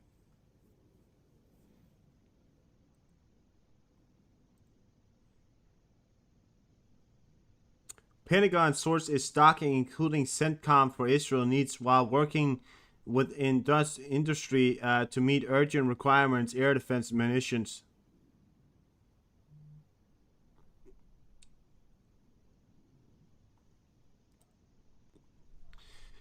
Senior U.S. defense official, planes have already taken off. Equipment for Israel. Pentagon's sourcing is stocks, including CENTCOM. Oh, yeah.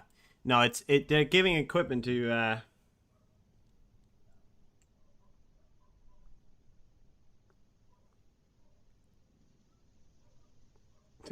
wow. Deception.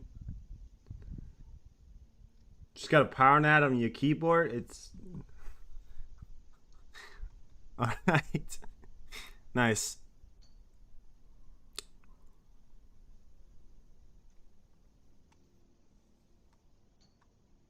Nice job. Nice job. Nice job there. Nice there, job.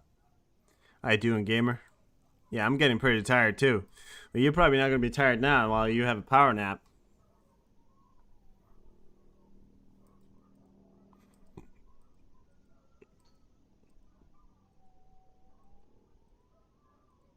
Ooh.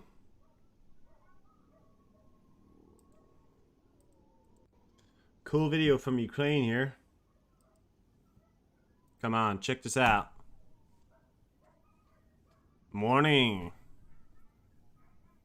This is the 5th 30-something Brigade. Bada. Oh, Jesus Christ. Holy shit, guys. That was from Israel right there, or Gaza. And I work like an AI bot. Oh, fair enough.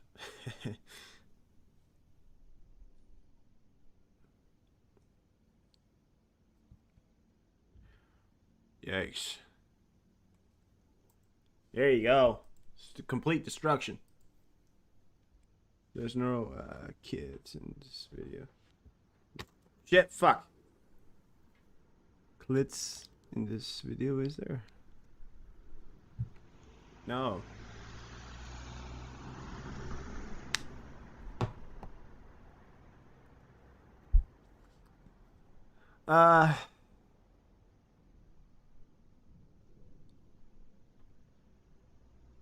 Official Hezbollah channels have now stated that there's no truth to the claims made that more than 3 fighters were killed in southern Lebanon. Information regarding the Hezbollah losses in South Lebanon is extremely confusing right now. For example, so far, Hezbollah has only confirmed that 3 fighters were killed, but telegrams linked to the Iran stating 6, and Al Arabiya Lebanese journalists are saying 9. I think they're probably overdoing the numbers then. Yeah, it's confusing. It's hard to know. It's hard to know anything really coming out of anywhere, really. You gotta... all the videos came out of Israel, Garoui. Yeah. Stirring away from the kids video? Oh. No, that video was from Ukraine. There's no kids... Don't worry, Deceptions. There's no kids fighting on the front line in Ukraine. There's only Russians. Well, yeah.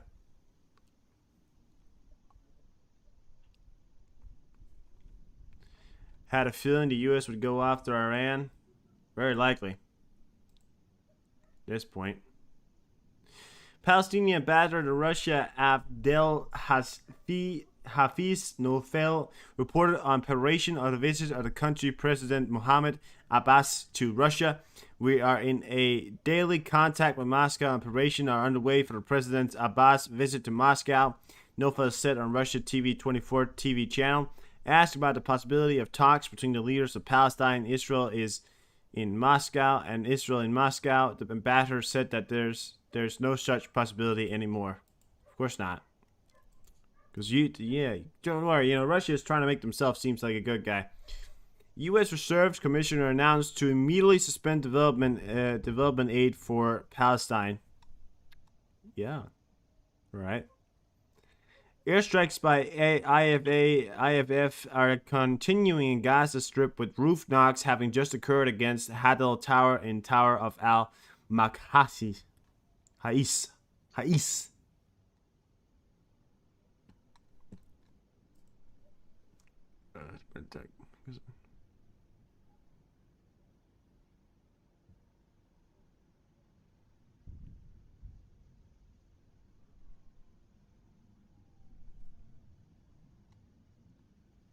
What did I say? I said I said a lot of stuff right there.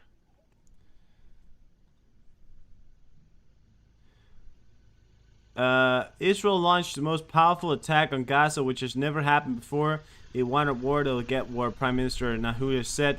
The Lebanese Halabous movement launched strikes on northern Israel in response to the death of 4 of its members. Some people are now saying 4, some people are saying 3, some people blah blah blah blah blah. If you missed the talk from Israeli PM, it is on just. We had it on just some seconds ago here. Don't worry, it was on. You can go back in the stream to check it out.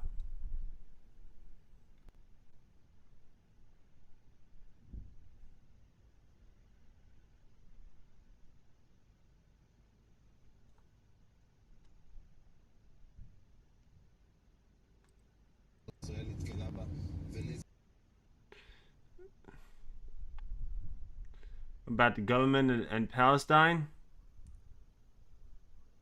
Cut off. The U.S. government set to cut off development funds for the U.S. government is cutting off development funds for Palestine, infrastructure, things like that. That's what I said.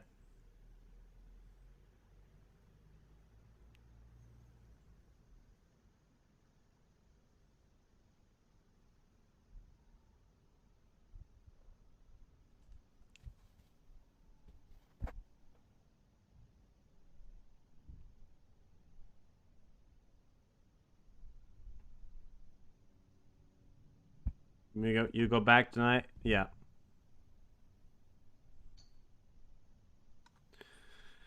A lot of videos. I'm getting pretty tired. I'm getting pretty tired. I don't know about you guys. You guys probably not getting tired or whatever. A U.S. senior official, defense official, has stated that the aircraft carrying military aid for Israel already in the air. What? The aircraft carrier. Oh, sorry, not the aircraft. Stated that the aircraft carrying military aid for Israel are already in the air, and the CENTCOM, as well as the DoD, are searching in their stocks for additional aid, which has been requested, including air defense missiles and small diameter bombs. Bombs.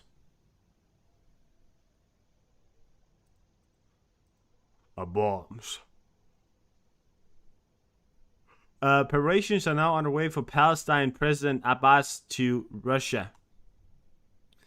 They keep saying he's the president of Palestine, but let's be honest.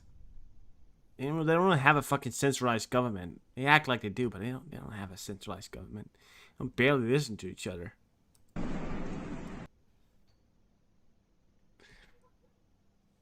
What is only third? What is only 22:13? Yeah. Sure, God.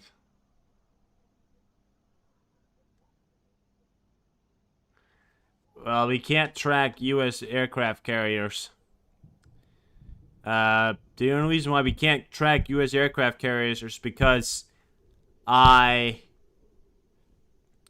don't know how. But I do have a video here, guys. Mother Nature 1, Tesla 0. This Tesla was no match for this hailstorm. Oh, look at this, guys. Okay, I don't know what this is, but this... Okay. Elon Musk's probably going to sue me for this, but let's check it out. So, the window of a Tesla is supposed to be indestructible, right? Indestructible. Yeah, president/hit terrorist. Yeah. So, the window of a Tesla is supposed to be indestructible against, you know, many things. But apparently not against a hailstorm. I like how the guy just kept watching it instead of moving the car. Or putting something over it. Yes, a natural reaction to, the natural reaction to watching your car's window get smashed out. Let's whip out the phone and film it. It's probably gonna cost a lot of money, but it's a good video. What the fuck does that even mean? You know, you could have put something over it. Get a mattress. Get a mattress. Put it right over the fucking thing right there. You could have saved the whole window. But no, you know, let's fucking film it. Yeah, of course that's how your car's gonna look like. You didn't fucking put something over it. What are you doing?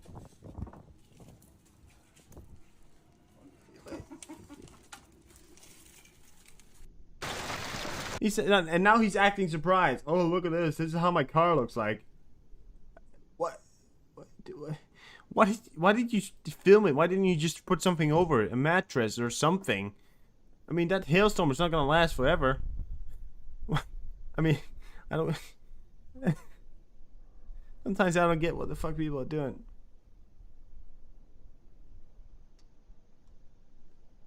Under an awning?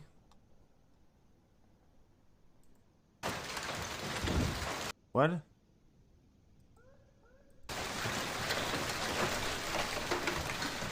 US-2 Greyhound on 88B, they're primarily used for carrier service. That is true. Yeah, look at that. The only plane in the US Army decide there's... Okay, look at that. Free Greyhounds, guys. Free Greyhounds. The only US planes designed to land and take off on the size of you know, transport planes are the Greyhounds. So look at that right there. They took off from where? But they took off from over here. So last I heard of, the aircraft carrier was in the area over here. If we watch this go somewhere, it means that this thing right here, it could be somewhere within the Mediterranean. This one's going down right now. It's getting around 10,000 feet. The aircraft carrier could be somewhere within the Mediterranean between these two seas right here. Well, the Greyhound, it's what's the best way to put it? Let's say, oh, sorry.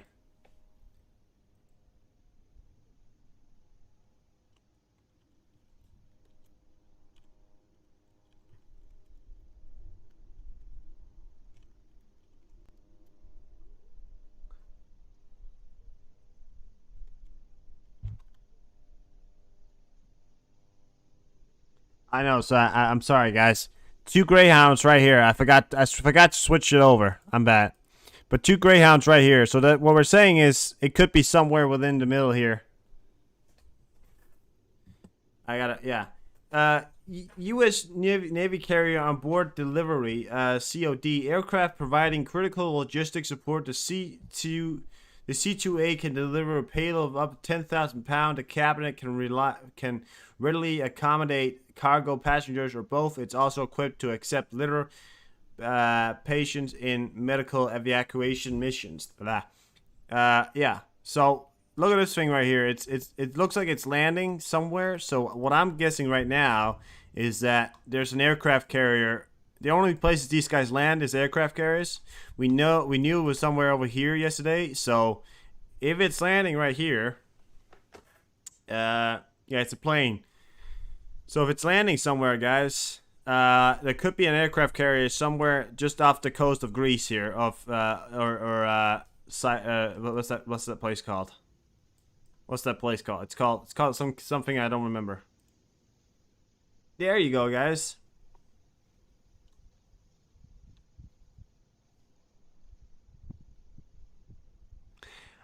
Listen, guys. I know very little of this U.S. aircraft carrier. I don't know anything about this U.S. aircraft carrier. Sorry, I don't have any information about this U.S. aircraft carrier because I really don't know. As of right now, I mean, this is one of the things I really don't know.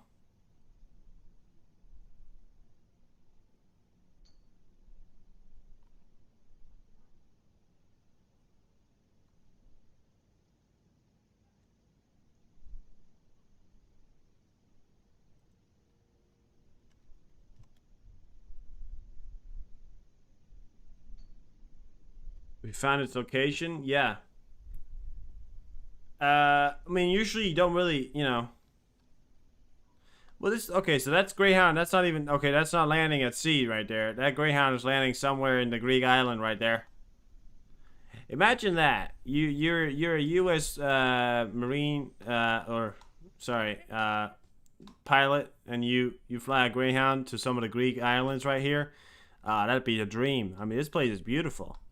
God damn. America.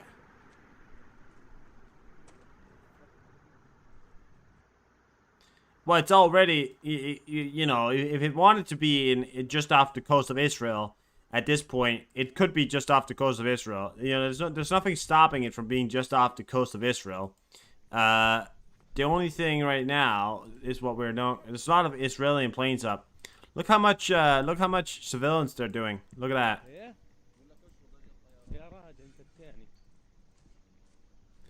But listen, if it wanted to be right here, it could be right there, you know.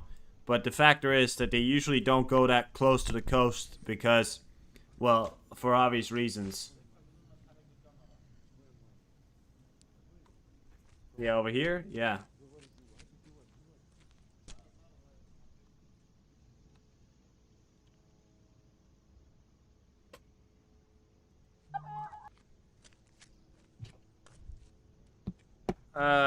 Alright, guys. We've been live for 4 hours now. So, I am gonna end my stream today. Because I am tired. I'm gonna go to bed. But, I'm gonna end this stream. Then, we're gonna come right back with an overnight stream. So, just to point out here, guys, that we're not going to end the stream. But we are going to end the stream, but we're going to come right back, and then I'll just be gone. But thank you so much for stopping by today. Thank you so much for being here. I hope you guys are having a I hope you guys will have a should get on doing today. Well, usually I get on now. Usually I start streaming now, but because I have recently picked up a new schedule of sleeping where I'm actually sleeping at a much more healthy time, and I'm actually, you know, getting a lot of more healthy sleep, I've picked up a little bit of a different kind of schedule. My schedule nowadays really is it's kind of fluctuating. Somewhere at 8 o'clock for my time.